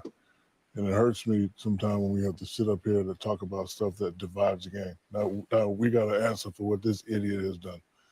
Idiot. You know, I stand for equality of all people. I've always been like that. Don't matter what religion, no matter where you're from. I could say shalom, salam alaikum, ni hao, say bon, because that's how I was raised. So I don't really want to sit up here and answer questions for what he's done. You know, if you're looking at me, it's my job to make people happy. I can't speak for him and, you know, answer for you know what he's doing. It's But you called him an idiot. You can't answer for him, but you called him an idiot. All he did was tweet out a movie. Yet we got to sit here and look at videos of you humping Kevin Hart in the butt. I'm just saying. Oh. Big 7-foot Negro hump. You big old coon.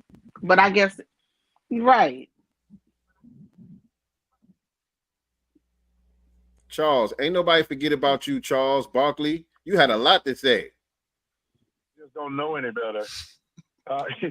You know, they don't pay you $40 million just to play basketball. Being with the media. Fair use, YouTube. Fair use. Is part of your professional obligation. And you can say what you want to say. But I'm not sure what point Kyrie is trying to make. And when he talks, I'm like, what the hell is he trying? What is he saying and what is he trying to say? Man, I'm just sick of the whole Kyrie saga, to be honest with you. And, you know, you can tell he got a bunch of kiss asses around him like, yeah, Kyrie, you're always right. And he's never going to grow up and be a man and say, hey, you know what? Maybe I need to grow up and change myself. Hey, the Inside Top 25, Kenny and Shaq and I have already given our number 21 through 25. We're ready for Chuck's 21 through 25. You said Kyrie Irving is the 25th best player in the NBA. Crazy. You are tripping, man. No, you are out of your mind. Shut up. You had Kyrie at number 25. That was just straight up hate. Right. That was just straight up hate. It was no other reason to put Kyrie at number 25. It's 24 players better than Kyrie Irving. He's probably not even 24 history of the game. Stop playing, man. Because Master wasn't gonna let him put what he really wanted to. Oh no, he hate on his own. I ain't even gonna put that on, man. He hate on his own all the time. Master is in his big ass head. He got his own personal master just sitting right up in that big ass head. That white woman he lay up with every night. Oh, and she a grizzly bear. You see how they're even acting over this Caitlin Clark. Yeah, we're gonna get into that in a second. That right there, gross. We'll talk about that in a second. Let me finish playing Charles Barkley because Charles had a lot to say. Just a moment, Chuck. Half a season trying to break a 9-game losing streak. Yo, man, you dribble a basketball. Stop acting like you're the smartest person in the world. Well, he was talking greasy about our brother Kyrie. He told Kyrie, shut up and dribble. Basically, he basically said, shut up and dribble. He thinks that he knows everything because he knows who he is, because he's in tune with whom he is. He didn't let anyone define who he is, so that he knows him. He's better than anyone. Right. Like this big, he got coon eyes too. You see those coon eyes? I'm right. Right. Well, first of all, you're not. You only went to college for 6 months. And let me tell you something else. Kyrie Irving, but I've never seen a person so miserable. He's going to make $40, $50 million a year for the next 10, 15 years. He's already won a world championship. He's in movies. But he's got to be one of the most miserable people I've ever seen. Kyrie Irving's not a great defender. That's another thing. Is they didn't get the type of paper that these young boys is getting now. Right. They ain't never see that type of paper in their career. Look at he counting Kyrie money. This man got to be getting 40, 50 million for the next 10 years. What he complaining about? And the championship with all that money. Right. And nigga, you didn't get no championship. You weren't up here doing all this barking and talking, and you don't have a championship at all. Zero. Kyrie was instrumental in getting a championship with Cleveland. He was instrumental. Right. And he about to be instrumental in getting one for Dallas. Thunder. He makes Kevin Love look like Dennis Rodman. I'm not a Kyrie guy. I mean, at some point, you got to look yourself in the mirror and say, everybody always talking bad about he was going on and on and on with the Kyrie hate. I haven't got to play all this, but y'all get the point. He was going on and on and on hating on our brother Kyrie, man. Because Kyrie's a free man, and he's still a slave. A big old slave.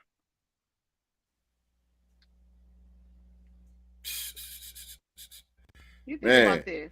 When it came to the jab, and they were saying that, he wasn't going to be able to play, he sat his ass down because he stood on business. You got me to get something that I don't agree with to put in my body. You know what I'm saying? So if that means sitting down, I'm sitting my ass down. I respect that because he stood on his principles, not theirs. He didn't let them, punish him or force him to do something that he truly did not believe in. And to see his, teammates, some of his teammates and other guys in the NBA talk down on him for not, folding when it came down to the jab, I respected that even more. That made me like him more. Oh. That's my baby girl, y'all. She's saying hi. Hey. Ray, real quick. I didn't get to ask you what you thought about the movie, but you could be honest. How'd you feel about the movie yesterday? Honestly, obviously it wasn't that entertaining, but I feel like it was a lot of stuff I needed to know about hip hop and our history, because a lot of stuff I really didn't know. They don't tell us a lot of that stuff, where we come from and who really made this for real. But it was valuable information. I'm gonna appreciate that a lot more when I get older. I finally actually understand. But a lot of it I did. It was very informational. Oh, give her a hug. Aww. Yes, indeed. I expect young people to feel like that, to be honest, because that's kind of ties, same sentiment. It wasn't entertaining. You know what I'm saying? Right. Blah, blah, blah. You feel like you're in class, but we are in class in a way. Because Tariq's job as a historian, he's a teacher. You know what I'm saying? Yeah. He's a teacher. And so, the Lord Jamar part, that was definitely funny. It was needed, in there to kind of get the seriousness of it all, give you those laughing parts in between.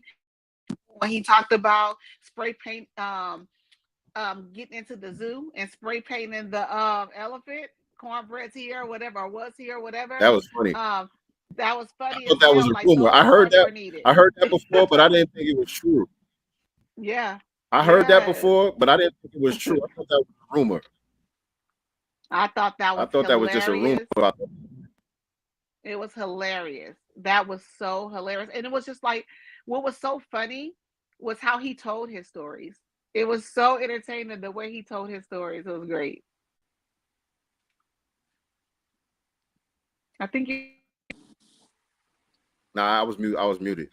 I was yelling. Oh, okay. I was muted for a second. Come here. Real quick. Pause the game real quick. Huh? I can't. What time is it anyway? You ain't how that time. Come here. Just real quick. I just want you to tell the family what you thought about the movie. Go ahead by the microphone. You can be honest. Give a real review. What you thought about the movie? We went to go see. Microphone check. Personally, I thought it was kind of boring, but I thought you said it. Speaking to the mic. I thought you said it was like kid friendly, but then I was talking about but then I realized you were talking about something else kid friendly. So yeah. What you mean?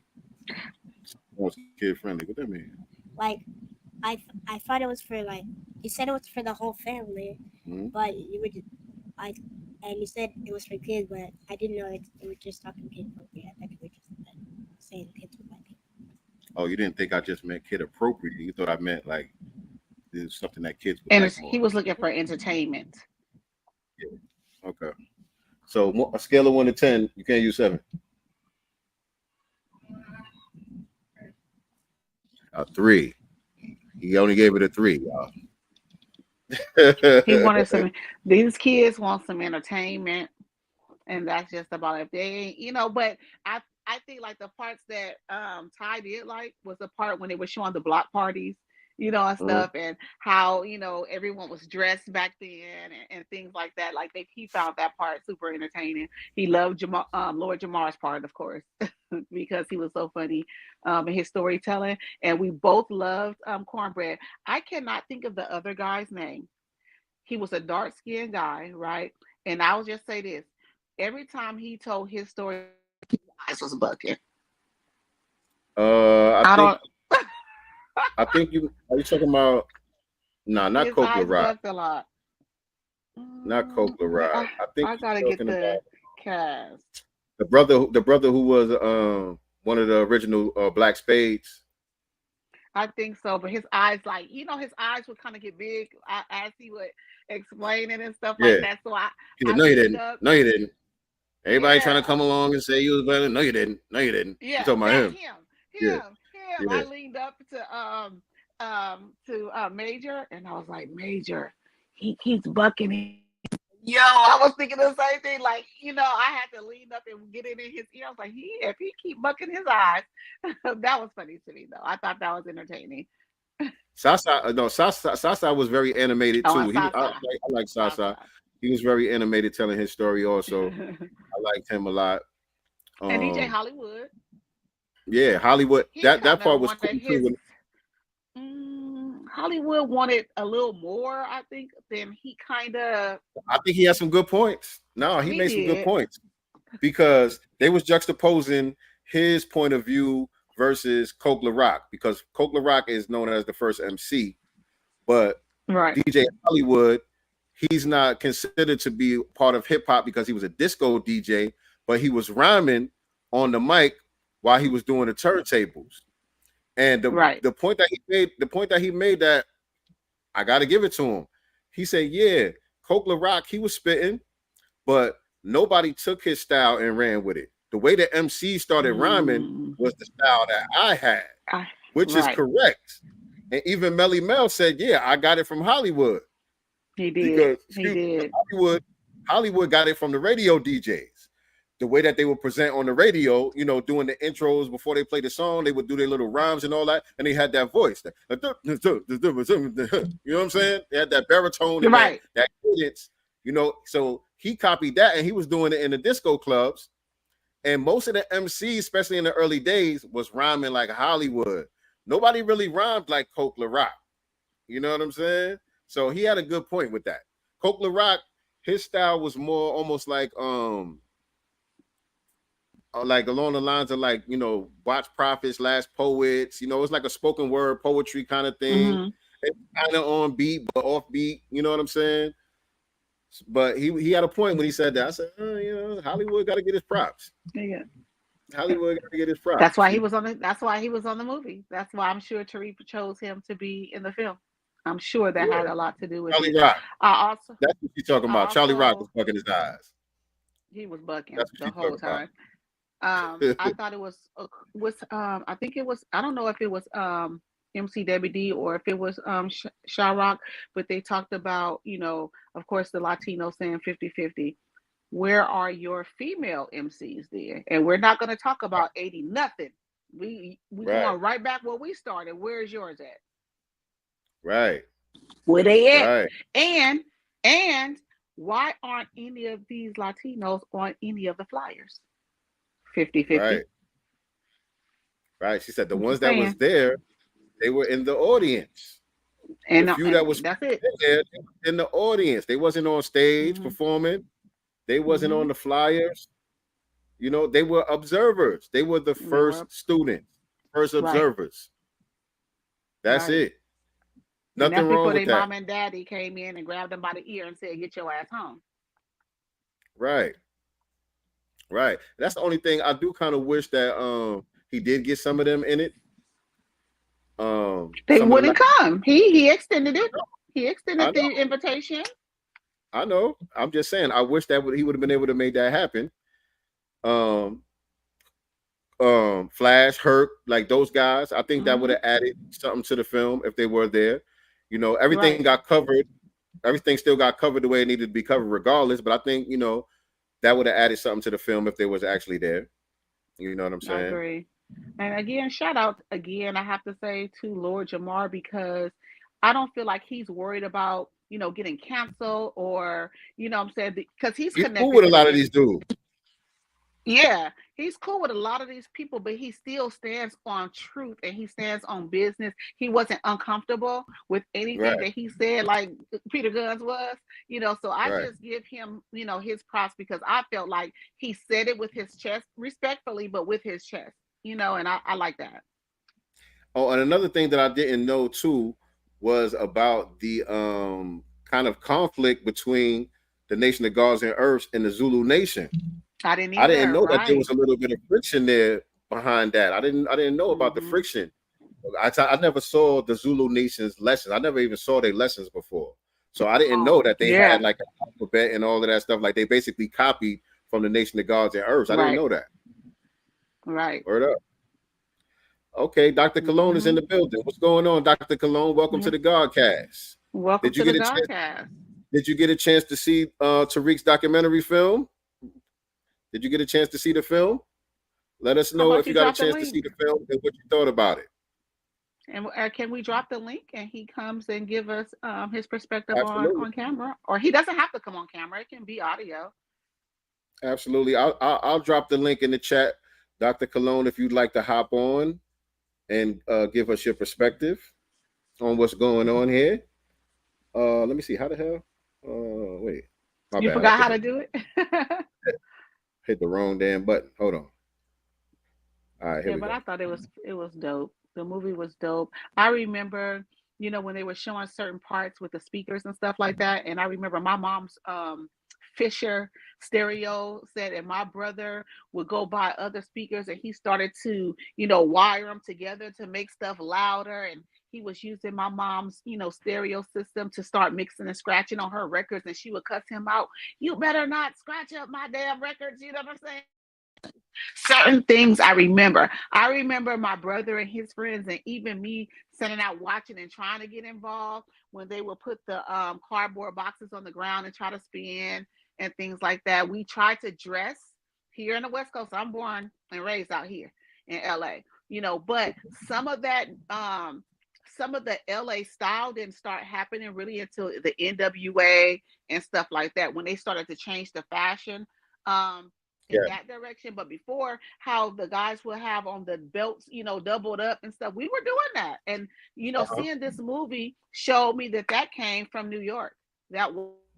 I remember having those things. I remember wanting those things. And again, like you said too, we didn't have music videos like that. We didn't have the internet. So how did we know to dress like this? Because we got cousins in the South. Everybody got cousins in the South. Right. Everybody went to the South for the summertime. Right. We brought the style with us. We brought the mixtapes with us. Everything that was going on in New York, when we went down south to visit our cousins, and y'all on the West Coast went down south to go visit y'all cousins, That was the cultural exchange right there. Right there. Right. And family reunions. That's what we talking about, Dr. Cologne. I dropped the link in the chat if you wanted to hop on. I take it you didn't get to see the film then, if you're asking how the film was. But it was great. It was a great history piece.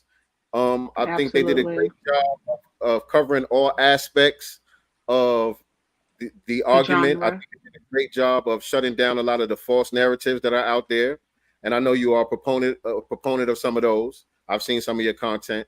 I know you are a proponent of some of those false narratives, but I think they did a good job of breaking everything down and really making it so that there's nothing for you guys to argue with at this point. There's really nothing that you can argue with. You have to kind of reach and try to do some stretch of the imagination to crowbar your community into the foundation of the culture, because it's just not there. You know, when you trace all of the roots back, you know, every single element already existed in our family's culture prior to the 1970s, prior to the 1960s, you know, going all the way back to antebellum slavery. You could trace the lineage of each element back to things that we were already doing. You know what I'm saying? So none of it gets traced back to Puerto Rico. You know, none of it gets traced back to Puerto Rico. There was no hip hop scene there. You know what I mean? Which what it does though is it shows that the Puerto Rican community was the first students, right? Absolutely. They were the first students of it, you know. So in that respect, they're the first students, and as it pertains to b-boying, they did take it, you know, to another level, and they kept it going. You know, we did it, we started it, we did it, kind of dropped it. You know what I'm saying? They picked it up and kept it moving. Shout out to them for doing that. Yeah, and that's one thing, another point that Dewan B made in the movie, that he kind of popped his collar to some of the other communities who pick up on some of the things, because we have a tendency, we'll create things, we get bored with it, it gets played out, we move on to something else, just leave it to the wayside, and other people pick it up and run with it. So he gave them props for picking up certain things left to the wayside, because it would be forgotten if it wasn't for y'all. You know what I'm saying? So it's no disrespect, you know what I'm saying? The proper respect is being given in the film. I've always given the proper respect, you know what I'm saying, with my commentary. And it's also for you. What did I like the most? The thing that I like the most. Yeah. You're a New Yorker. So, you know, as we've been talking about hip hop since starting the Godcast, our experience is kind of the same, but it's different, if that makes sense. You know what I'm saying? It's certain things that you bring to light. For me, like as it came to the 5% Nation, I'm from LA. I didn't know anything about that until I started this Godcast with you. I knew nothing about that. That's a New York thing. Yeah. And yeah, like you said, growing up in New York, of course, I was around Puerto Ricans my whole life. Jamaicans, you know what I'm saying? It's a large immigrant demographic there. You know what I'm saying? We grew up together. You know what I'm saying? In my era, I'm not from the early 70s and all of that either, though. You know what I'm saying? I'm more of the 80s. But I was born in the late 80s. I grew up in the 80s. So yeah, we grew up together side by side with a lot of Puerto Ricans, but there was a difference. There was a defined difference between, you know, the cultures. You know what I'm saying? Even though we were cool with each other, a lot of us were, but there was a difference from when I went to y'all house. You know what I'm saying? Then when y'all came to our house, there was a difference. The music that was playing, the smell, even the food in the air, and all that. It was different. You know what I'm saying? It wasn't the same. It's not like we have the same culture. No, we don't. No. Hence why we don't have the same music. And many of the Latino cats that I grew up with, they were born here. Most of them didn't even speak Spanish.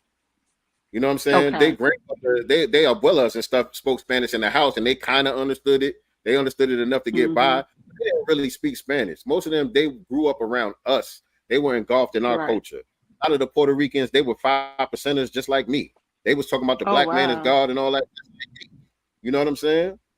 They grew up around us. They had our culture. That's natural. Shout out to Larry the Creator. Cologne trying to tell us our history is crazy. Well, yeah, Dr. Cologne is doing what he do. Crazy. Well, that's crazy to me, because who are you to tell us what our history is? You don't get to do that. And that's, you know what I'm saying? You don't get to do that. Just like we can't tell you what your culture is, we can tell you though that your culture is not 50-50 hip hop creation with foundational Black Americans. We can definitely unequivocally say that. And receipts in history shows that. Nah, yeah, the graffiti part, he said the cornbread story is not true. Did you see the film, Dr. Cologne? You didn't make it clear whether you got a chance to see it or not. But is it not true? Because he said so. Yeah, I don't know what he's talking about. But yeah, they broke that down pretty well in the film too. Cornbread is on there telling his story, and they had some other guys on there talking about some of the other early pioneers of the graffiti thing and all of that.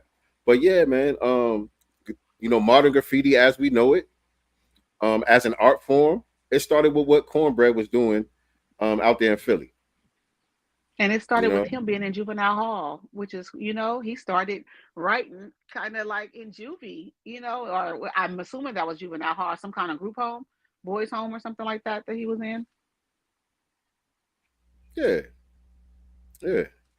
He said, I don't know why New Yorkers try to act like BA behavior isn't written all over them. Yeah, I mean, they basically, but that's like I've been saying this whole broadcast. That's a natural phenomenon. That's gonna happen. That's what do you call it?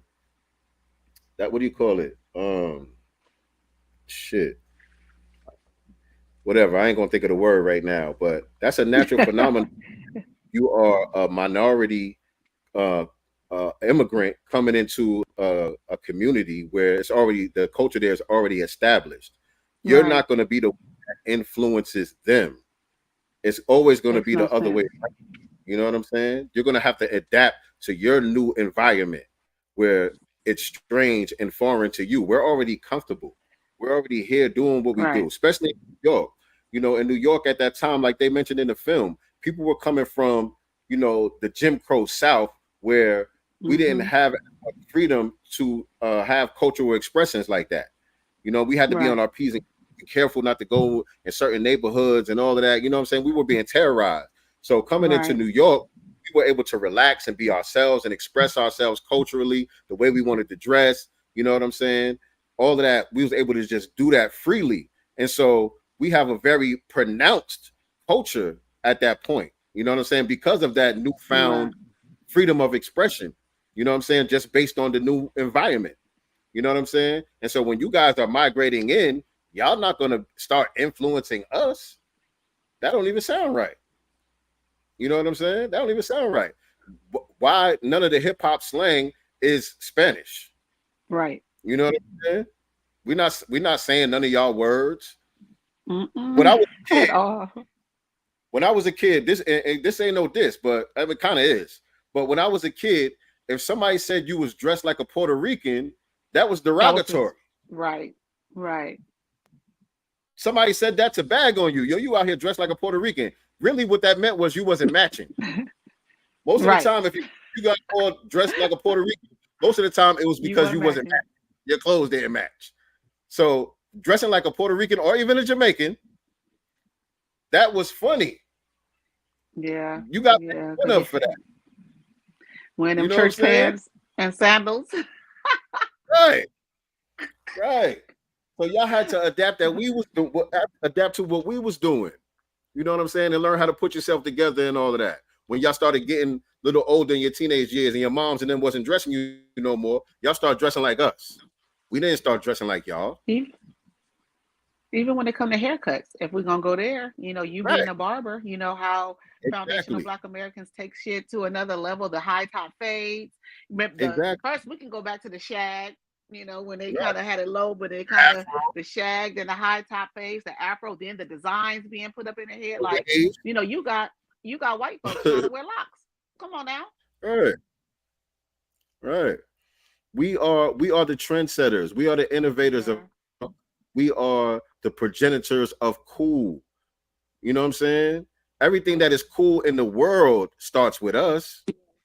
We don't just influence the immigrants that come and live around us. We influence the globe. You could go anywhere in the globe and you see people emulating us. I went to Jamaica, by the way. I went to Jamaica, and when I went to the clubs there, wherever I went, everything, the restaurants, everything, they're playing American hip hop.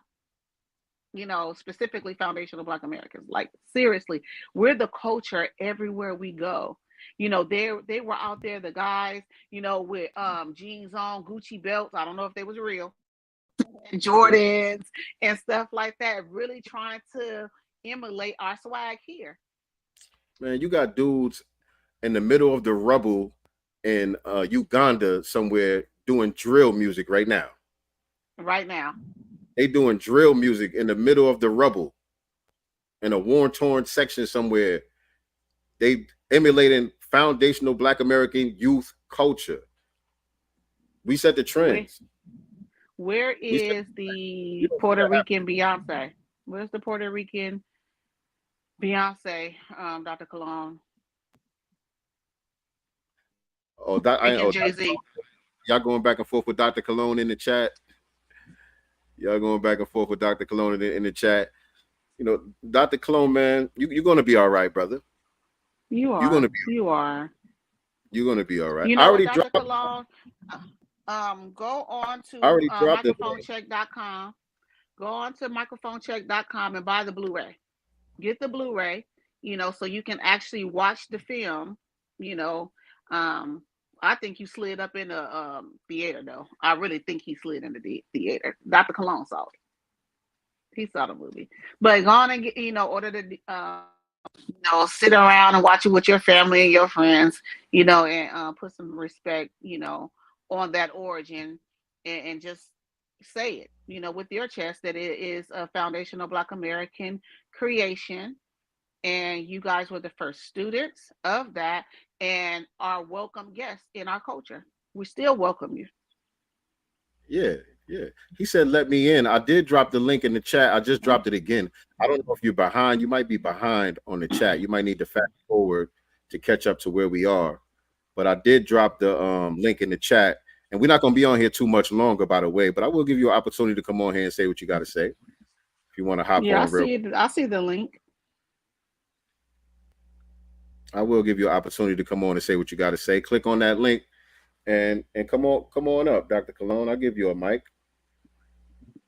I'll give you a mic to say what you got to say. I was about to talk about this Caitlin Clark situation, but I guess we'll get into that on another broadcast, man, because we ain't got time.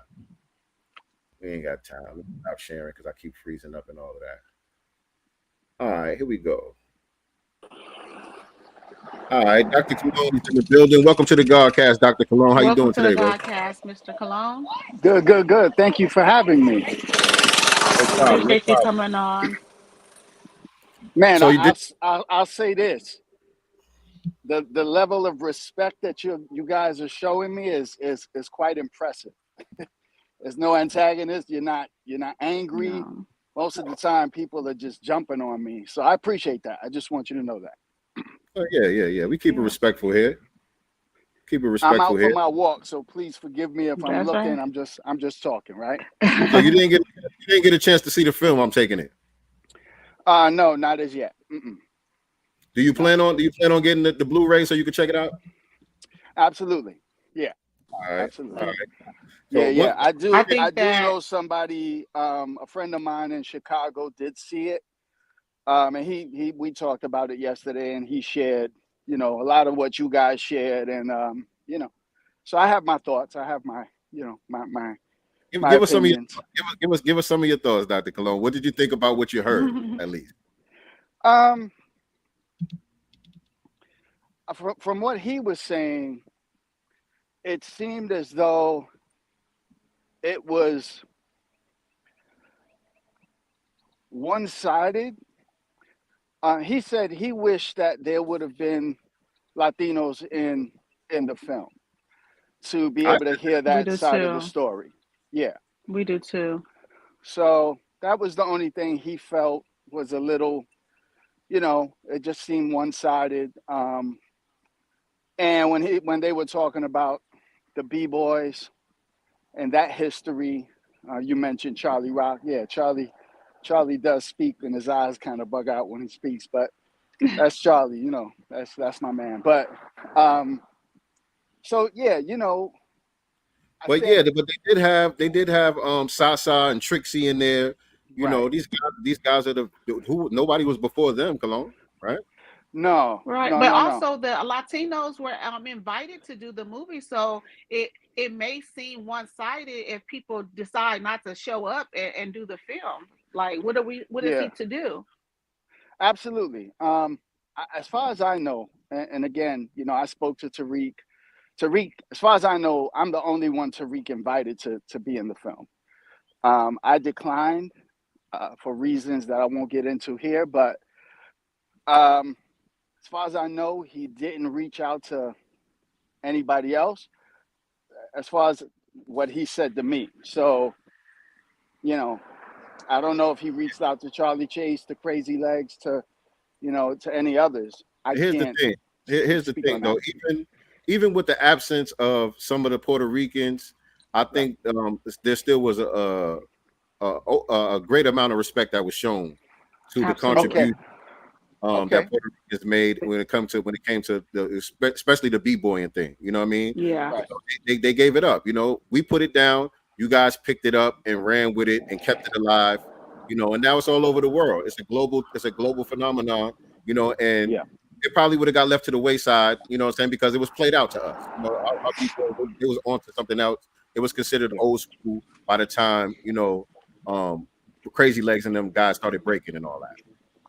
So let me ask you, what was the narrative in the movie when it came to Trixie, Sasa, and then eventually Crazy Legs? What did they say? Well, they basically talked about how they got started, what they were inspired by, you know, the people that came before them that they saw that they were looking to, and you know, Sasa talked about, you know, how he was double jointed and he could do a lot of these moves that certain people couldn't do and all of that. And, you know, how they got their props in the early days and what motivated them to do what they do and why they eventually kind of stopped doing it. You know, that's basically what it was. And Trixie cleared up because he said a lot of people thought he was Puerto Rican. Right. You know, he liked whatever case. Yeah. Oh, because of his name. Yeah, because of the name Sasa. People didn't even know him. They just knew that name and they assumed that it was a Puerto Rican guy. So he said a lot of Puerto Ricans were inspired just from hearing that name. Like, okay, that means we could be down with this. You know what I'm saying? And he learned that his name meant source. He learned that later on. He didn't even know that his name meant source in Spanish. You know, so they was just they were just telling their story, man. Everybody was just getting an opportunity to tell their story because these guys have not been highlighted in any of the mainstream films or books or anything that has to do with the history of hip hop. These guys have been left out of it, and now they got the opportunity to get on there and tell their story. You know, that's basically what it was. Absolutely. I think, you know, even, you know, I know Red Alert was in the film, and, you know, one of the things I found interesting that I was told, again, I want to see it, but he had told me that they showed a clip of Crazy Legs on Drink Champs. I guess he was saying that Disco King Mario was half Puerto Rican or, you know, whatever that was, right? So Red Alert, when Red Alert was on Drink Champs as well, he also made the mistake of saying that Sasa was Latino. So I just thought it was interesting how they showed what Crazy Legs said, which is obviously not true. Mario is not Puerto Rican. One of Mario's daughters is Puerto Rican, but it's not the daughter that was in the film. So, you know, we do know that. But you know, I think when it comes to the b-boy aspect, one of the things I think is important to understand, and if you would permit me to just share this, when it comes to Trixie, Sasa, Dancing Doug, those are basically the Herc, you know, the Herc dancers. They went to Herc parties. They were not breakers as we know breakers, right? They did what was called burning. Charlie Rock has already, mentioned this numerous times. I have videos of him on my channel that just speak to that. What's the difference? What's the difference? And your yes, so yeah, it's not even my opinion, but what they say. But burning is all up top, right? It's not really. They did do drops to the floor. They did. I'm gonna pass you, buddy. Excuse me. They did do drops to the floor. They would do splits. They would do a lot of the stuff that they would see James Brown doing. This is from 70 to like, I know Trixie ends in about 75. So it's not until 1975 that we really get, it's actually late 74, 75, that we really get people, when we say going to the floor, we mean the footwork, what you typically see in breaking. And those were done by people like the Zulu Kings, and a number of other groups that, I was already informed they did not even mention. And that's neither here nor there. But, what Sasa and them did, so when Trixie retires, I mean, there's interviews out there with Trixie saying, we didn't really, what we did and what Breakers did was different. Okay, so that needs to be pointed out. And I don't know semantics. If it was. Yeah. You think it's semantics? Okay, talk to me about that. What do you feel? Because I feel like, it's obviously differences in some of the moves, but a lot of the moves were still the same at the same time. Maybe there were some different tricks, that were put on to the moves and things like that. But the floor work, the spinning, and things like that. There's videos of foundational Black Americans doing that in the 30s and 40s. Like, so it didn't have a name though. And I think that's where the disconnect is. It's because it was being done, but there was no name. Right. Okay. The lingo a lot of times is what disconnects the continuity of the history. But what was being done with Trixie and Sasa and those guys, if Crazy Legs came and they added a move here or there, they didn't invent something new. You know what I'm saying? They added on to what they were inspired by. You know what I'm saying? It's just like, but hold on. I would disagree with that. I would disagree with. It's just like, hold on a second, Dr. Plum. Yes, it's just like the way Kendrick Lamar is rapping now. Right. It's not the same as how Melly Mel was rapping, but Kendrick Lamar didn't invent something new. You know what I'm saying? Right. He's still rapping. He's still doing the same thing that Melly Mel was doing. And now what some of the breakers started doing in the 80s and all of that, it kind of went to almost like a gymnastics, acrobat type thing, whereas it wasn't as much and boogieing involved. Dancing. What we were doing, brothers was dancing. They was getting the rhythm going, and they would drop to the floor and do a move and get right back up and get back into rhythm with the jam and keep on jamming. But now we see them doing just a lot of tricks and flips and different acrobatic stuff, but it's kind of not really dancing. They're not really on beat a lot of times. Okay, I respect that. I would just say, it was. I think it was a little, because I asked them what exactly did they say about Rocksteady and Crazy Legs, because unfortunately that's exactly, so they'll jump from Trixie, Sasa, those guys, and then they'll jump immediately to Crazy Legs and Rocksteady as if there was no other crews beginning as early as 1975, and there were numerous crews. So one of those was the Zulu Kings. One of those was TBB. One of those was, Star Child of Rock, Rockwell Association, all of these names. I don't know about that. A lot of the OGs out there are saying they don't know about some of these crews. I know. And I've heard that. I've heard that a lot. We can go back and forth with that a lot. But what we do know is this: when we look at a lot of the historical pieces about hip hop, when they're just sticking to the breaking part, you saying that they're skipping over certain sections. A lot of these documentaries and things, they just start in the 80s. They act like it started with Crazy Legs and all that. Right. You know, they don't even mention Trixie. They don't even mention Sasa. You never even hear about these guys. They just start off with Crazy Legs in 1983 or something. Right. You know what I'm saying? And you're right. But I think the reason that, so Trixie, I don't know if you know this or not. So whenever there's jams in the Bronx today, Trixie shows up.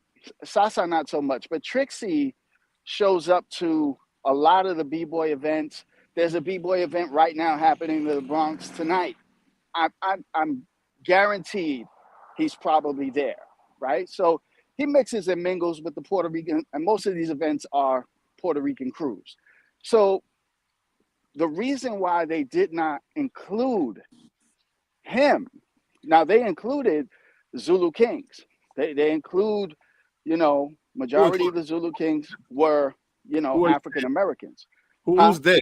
Who's they? Who's they? They included them. We're talking about what you're talking about, like the media, right? So unfortunately, so they jump right to the 80s, and, you know, it would lead people to believe, oh, that's when breaking begins. And look, it's the Puerto Ricans.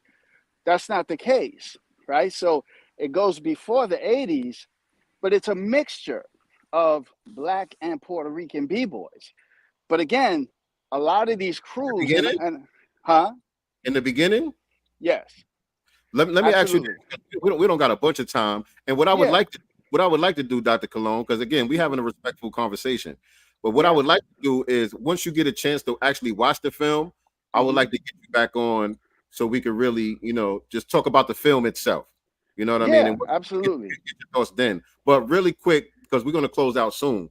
But I'd like to get, you know, your explanation on this aspect, because again, we have film going back to the 1930s, 20s, 40s of Black Americans doing similar dances before there was a such thing as hip hop. You know, we see foundational Black Americans doing a lot of these moves, very similar dances to what we've seen happening with the B-boys in the 70s and all of that. But we can't trace anything like that back to Puerto Rico. So so how do you explain the roots of it if we don't see it coming from Puerto Rico, but we see it in the South? So when we say, you know, just so that there's clarity, right? So when we say Puerto Ricans, you know, there's the, and I'm not saying you're doing this, I'm just explaining. A lot of people seem to assume what we're saying is it comes from Puerto Rico. And we're not saying that. What we're saying is these are Puerto Ricans who were born and raised in the Bronx. These are New York Puerto Ricans. Never been to the island. I never been to the island in my life, right? But so that's who we're talking about. So we're not talking about people who came from the island and brought something from Puerto Rico to New York in reference to the dance. That's not what we're saying. I agree. So I agree. That's something different. But we are saying that as Puerto Ricans from New York got involved. Now, the first time I see this is 1975. So I see Blacks and Puerto Ricans doing this as early as 1975. I'm from the Bronx. I'm watching this, right? I'm just looking at what's happening. And when you talk to Sasa, when you primarily, really, when you talk to Trixie has said that what they did and what we did was very different in the sense.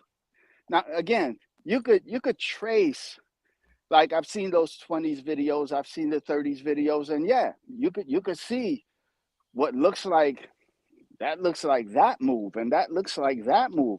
No doubt about it. You can see that. But I think that there's a difference between moves and movements.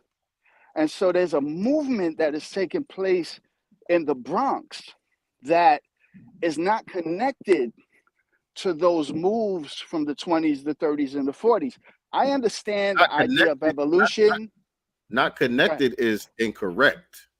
You know, there are some different moves that were created later on people innovated on the thing. But I'm saying, are you saying that's not the root of where these people are saying that was their inspiration? They were looking at James Brown. They were looking at. Right. You know what I'm saying? James Brown is different. James Brown is different than what we see with people like the Berry brothers, what we see with the Nicholas brothers. Those right. The point is, it didn't come out of nowhere. The point is, it didn't come out of nowhere and get something new was created in the Bronx. It has roots. These are the roots of it. But it's not connected to the movement. That's all I'm saying. It's not connected to the movement of the Bronx when hip hop is formed. It's not they're not connected. It's the predecessor. It's the progenitor. Okay, and we can agree to disagree on that, but that's okay. Yeah, that's okay. I don't agree with that because I don't see, I don't think we're going to agree. I don't think we're going to agree, but we could end it here because we've been on here for a while tonight. We're about to end the broadcast. But I appreciate you coming on. And like I said, after you watch the film, we'll get you back on. We could talk. I don't mind. I don't even know. I just happen to just be scrolling through, and I don't even know what channel this is, man. Forgive me. What are we? Right now, you're watching Sincere Love the Godcast. We're at Godcast Enterprises on YouTube. Okay. We do this every Sunday, by the way, for those of y'all who are just tuning in. We do this every Sunday, 6 p.m. Eastern Standard Time, 3 p.m. Pacific Time, where we come on here, we talk about current events and other issues that are important to what's going on in Black society. Let me get my sister Nicely back on here. We had lost connection with her for a second. But yeah, I'm Sincere Love the God. This is my lovely co-host, Nicely Girl. We are Sincere Love the Godcast, and this is what we do. So yeah, I'll hit you up. Like I said, I've seen some of your stuff. You've been going viral based on this whole thing. You've been going viral a lot. So I'll hit you up so you can get the information. So after you get a chance to see the film, we can reconnect. Absolutely, bro. And again, I appreciate the level of respect. When I tell you it's unusual, believe me when I tell you it's unusual. Most people are just at my throat. I'm a representative of foundational Black American culture, so I'm not going to allow the riffraff to be the representative of the culture. Everybody has riffraff within their society, but this is how we get down. You know what I'm saying? We could have an intelligent conversation. We could keep it very respectful because the truth is going to be the truth. You know what I'm saying? I got to be rah about the truth. All I got to do is just say what it is. So I appreciate you coming on. Enjoy the rest of your walk, man. Yes, sir. Appreciate you, Dr. Cologne. Appreciate you. Thank you so much for having me, and I look forward to building with you again. All right, man. Peace. Peace.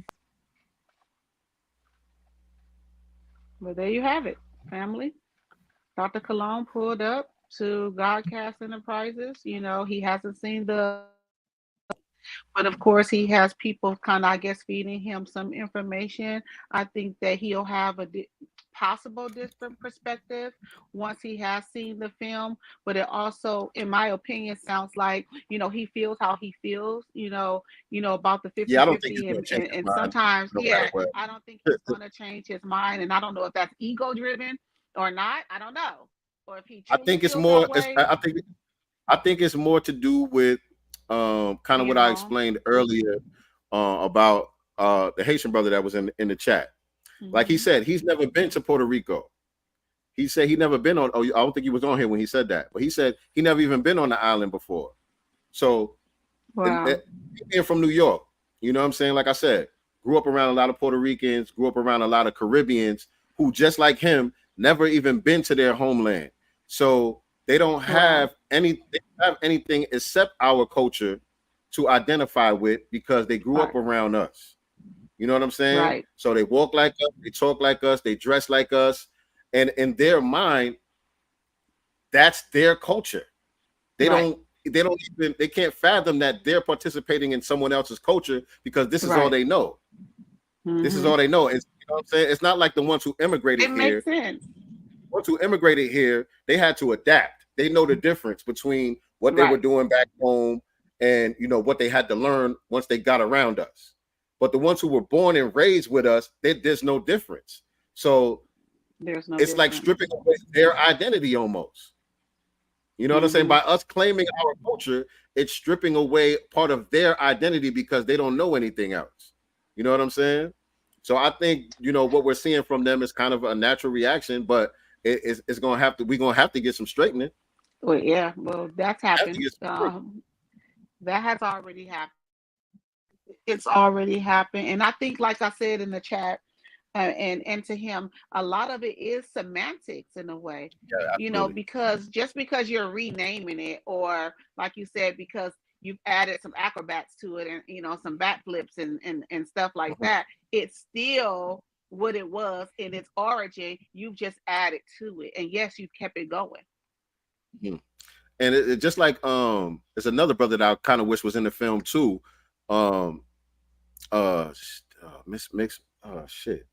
Master DXT, was it DXT or DTX? Oh shit. This brother, I don't know. I don't know. Damn, he's from the early days too. Master DST or DXT or something. I forgot this brother's name. God damn. And he's actually, I believe he's a real dark-skinned brother, but he's actually half Puerto Rican, I believe. And I forgot the point I was trying to make, trying to think of his name. What the hell was the point I was going to make? Well, while you were making that point, I wanted to just kind of go back to something that he also said when it came to DJ Mario. He said, well, Mario, you know, is, you know, Black American, but his daughter is Puerto Rican. Well, wouldn't she be Black American? What does that have to do with anything? That don't do nothing to do with nothing. But that's his name, Grandmaster DTX. But what was the point I was going to make? What were you saying before that? There was a reason why I was trying to think of him. DXT, yeah. Grandmaster DXT. About the semantics part, yes, about the semantics part, because he was the first person I heard really break that down. How when the slang changed and the lingo changed, and we start naming things, how it gets disconnected from our history. You know what I'm saying? Because we're calling it something different. We think hip hop is something new because we're calling it hip hop. Even though we were already doing it. You know what I'm saying? We were doing these things, we just didn't have a name to it. And so when you put a name on it and you give it a birthday, 1973 and all of that, all of us who were born after that, we feel like this is our thing, separate from what our parents and what our grandparents were doing. And not really realizing it's just a continuation. Right. It's just a continuation of the same thing that they were doing. My mom told me about this dance that they was doing back in the 70s, I guess 60s and 70s, when they would go to parties, and it was called the Walk the Dog. And it's literally twerking. It's not like more of that bouncing twerk. It was more like a slow twerk, you know what I'm saying? Like, you can twerk nicely. Nice. Hold on, nicely. You know how to twerk nicely? I do. You can get it. Don't have me back up in it. Not today. But it was sexy. And she said it was like, you know, more of a, you know, versus ours is like bang, bang. But theirs was like a slow walk with it. You know what I'm saying? But it's still twerky. And it's just a different name, same dance. Yes, it's Grand Mixer DXT. Y'all are correct. I think it was Grandmaster at first. He changed it to Grand Mixer later on. It was Grandmaster DXT, then he changed it to Grand Mixer DXT. But yeah, y'all know who I'm talking about. He does a good job breaking down the history and demystifying it, debunking a lot of the myths as well. And I think he's half Puerto Rican. I think one of his parents are actually Puerto Rican. You know what I'm saying? And do you think that a part of this is the yearning for some type of culture, or a yearning for belonging, a yearning for having a place, you know, somewhere? It's because now hip hop is a positive thing. You know, it was negative. It was negative in the beginning. Right. It's a black thing. But it became a positive thing now, the global phenomenon. You know what I'm saying? It's the most consumed culture on the planet. Right. And so now everybody wants to, not just the Puerto Ricans and the Jamaicans, you got the Asians, you got the Italians, everybody wants to claim it. You know, everybody wants to say they had something to do with it. But we know what it is. Right. So yeah, man, we've been on here for a long time today. Nicely, we ain't did one of these in a minute. I know, but again, it's microphone check. It's a hot topic right now. It's a dope film. Again, I want to give him, he is here, Tariq Nasheed. Thank you for everything that you do. Thank you for the lessons that you're giving us. Thank you for, the culture of learning that you're giving to us. I feel like Tariq has made it also cool for men, black men, young black men, to be married and claim their women, love on the women. Because I see how since I've been watching him, and I think that, again, that goes back to maybe 15, 16, he's always shouted out his wife and also spoken to young men about getting married, claiming your queen. Shout out your queen, or where your queen at? Why don't you have a queen? So it's a lot of contributions I've seen, in the one spaces, and I think it is attributed to him and how he is, that has made, being in relationships positive, being, great fathers a positive thing. And just teaching us all about our history, introducing me and a lot of you to our master teachers. I respect and love all of that because I felt like I was having an identity crisis before, but because of him, because of the teachings, because of the books that I've been introduced to, I have an understanding of who I am. I've been doing my genealogy. I've been able to ancestry back to the early 1800s. I haven't gotten into the 1700s yet, but there's no immigrant in my ancestry at all. I've traced my father's side to where I know the plantation that they come from. Like, I know who I am now, because of these teachings. So I want to give him his props, and his flowers, for doing what he does. Shout out to him for giving our pioneers a voice, and a face to their names and things like that. And I just look forward to everything else that he has in store for us. West Coast version, of microphone check. So I look forward to something like that as well. When I definitely know I'm going to learn a lot of new stuff. Yeah. Even though I'm a hip hop nerd, I'm a hip hop head, I know there's going to be a lot of stuff in that West Coast version that I had no clue about. But there's a deep history there that's really never been told. And that's his specialty, really, in uncovering a lot of the untold history and whichever topic it may be. You know what I'm saying? That's Tariq's specialty. So he does deserve a lot of props, a lot of credit. Just being able to fill up these theaters all around the nation. I mean, this is one man. And he has a big effect, a big impact on the lexicon, the language that people are using. Some of the terminology has been popularized just by him. You know what I'm saying? Right. Negative and positive. You know what I'm saying? Whether you want to talk about a tether or a bed winch, you know what I'm saying? Those are popular terms that you see in the lexicon now that, he innovated. You know what I'm saying? Right. Foundational Black Americans. We're seeing that in mainstream publications now. You know what I'm saying? Also, he also gives credit, though, to the people that he learned from and he got it from. Absolutely. He always says that he got that from Dr. Claude Anderson. He just kind of switches, but it's the same meaning behind it for the most part. You know what I'm saying? Absolutely. So he always gives credit to, his mentors, which is Neely Fuller, and Dr. Francis Cress Wilson. He always acknowledges where he got his information from. He just took it to another level where he's putting that same information that they fed into him into movies, into film, so he can share it with us. Props to people like you, Nicely, because you didn't just start following the Tariq Nasheeds and just watching YouTube and then just regurgitating whatever you heard him say. You went and got the books. You went and studied. He said the book, I got it. And you know what I'm saying? You went and did your genealogy. You went and did your own homework to be able to validate what you were hearing, you know what I'm saying, on these platforms and in these spaces and all of that. Because a lot of people haven't done that. You know what I'm saying? And there's a lot of people that's in our mix who right now only got information off of listening to YouTube, never read a book, ain't do no type of research in their life, never been under the tutelage of any master teachers or anybody like that. You know what I'm saying? And they out here sounding like us, but really causing a lot of confusion. A lot of people, they're regurgitating shit. It's a lot of people out here doing that, and it's like Dr. Kaba said when he was on our show. It's vomit. They just vomiting all over the place. You know what I'm saying? Because they don't even have the enzymes to be able to digest the information in the first place. See, because somebody like me, difference between somebody like you and somebody like me is I came into the space with a certain level of knowledge of self already. Right. You know what I'm saying? I grew up in the nation of gods and earths. You know what I'm saying? Studying those lessons. I already read, the ISIS papers, Stolen Legacy and the Broader Files and all of those type of books. I already was kind of in tune with consciousness before coming into these spaces online and hearing the Tariq Nasheeds, so on and so forth. You know what I mean? So what they did was just help me be able to put the puzzle together. You know what I'm saying?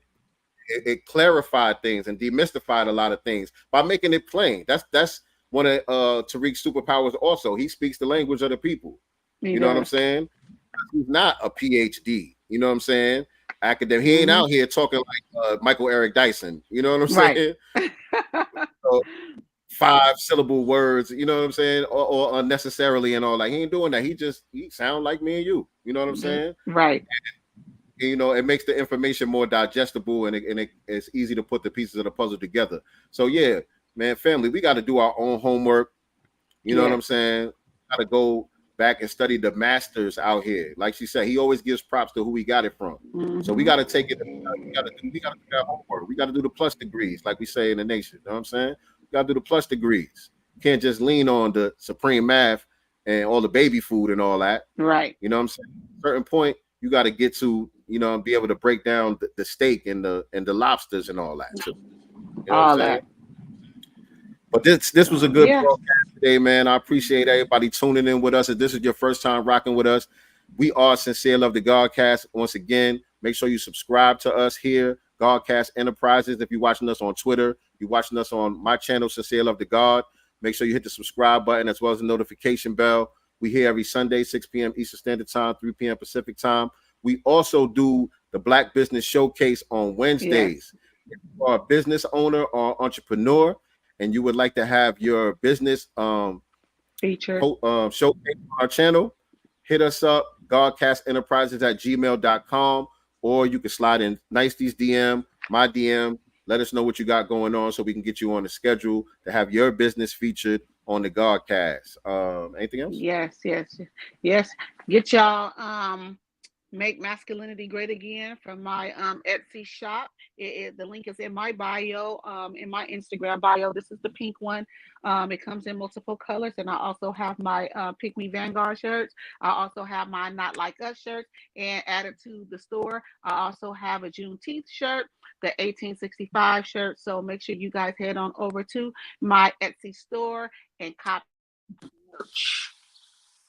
Did you give them? And thank you to everybody that has already. It's in the link is in my bio because I don't know it by heart, y'all, sadly, but let me go on here and get it for you. On Instagram. Nicety girl with on Instagram and without the number 1 on X, formerly known as Twitter. Make sure you guys are following her. Click the link in the bio that you can get all the merch that she's talking about on there. Also, we have our children's book. Ladies and gentlemen, make sure that you go and cop the children's book. Volume 1, 7 is Super Hey Rule, 7 is Big Move. We have volume 2 and 3 coming very, very soon. But go to godcastbooks.com. Godcastbooks.com. That's where you can get our children's book. For those of y'all that don't know, I'm an MC as well. I'm a hip hop artist, and I do music as well. I ain't one of these sucker MCs, so you just go check me out on any of your favorite streaming platforms. Just type in Sincere Love the God, DJ RP Beats. Our latest offering is called The Master's Table.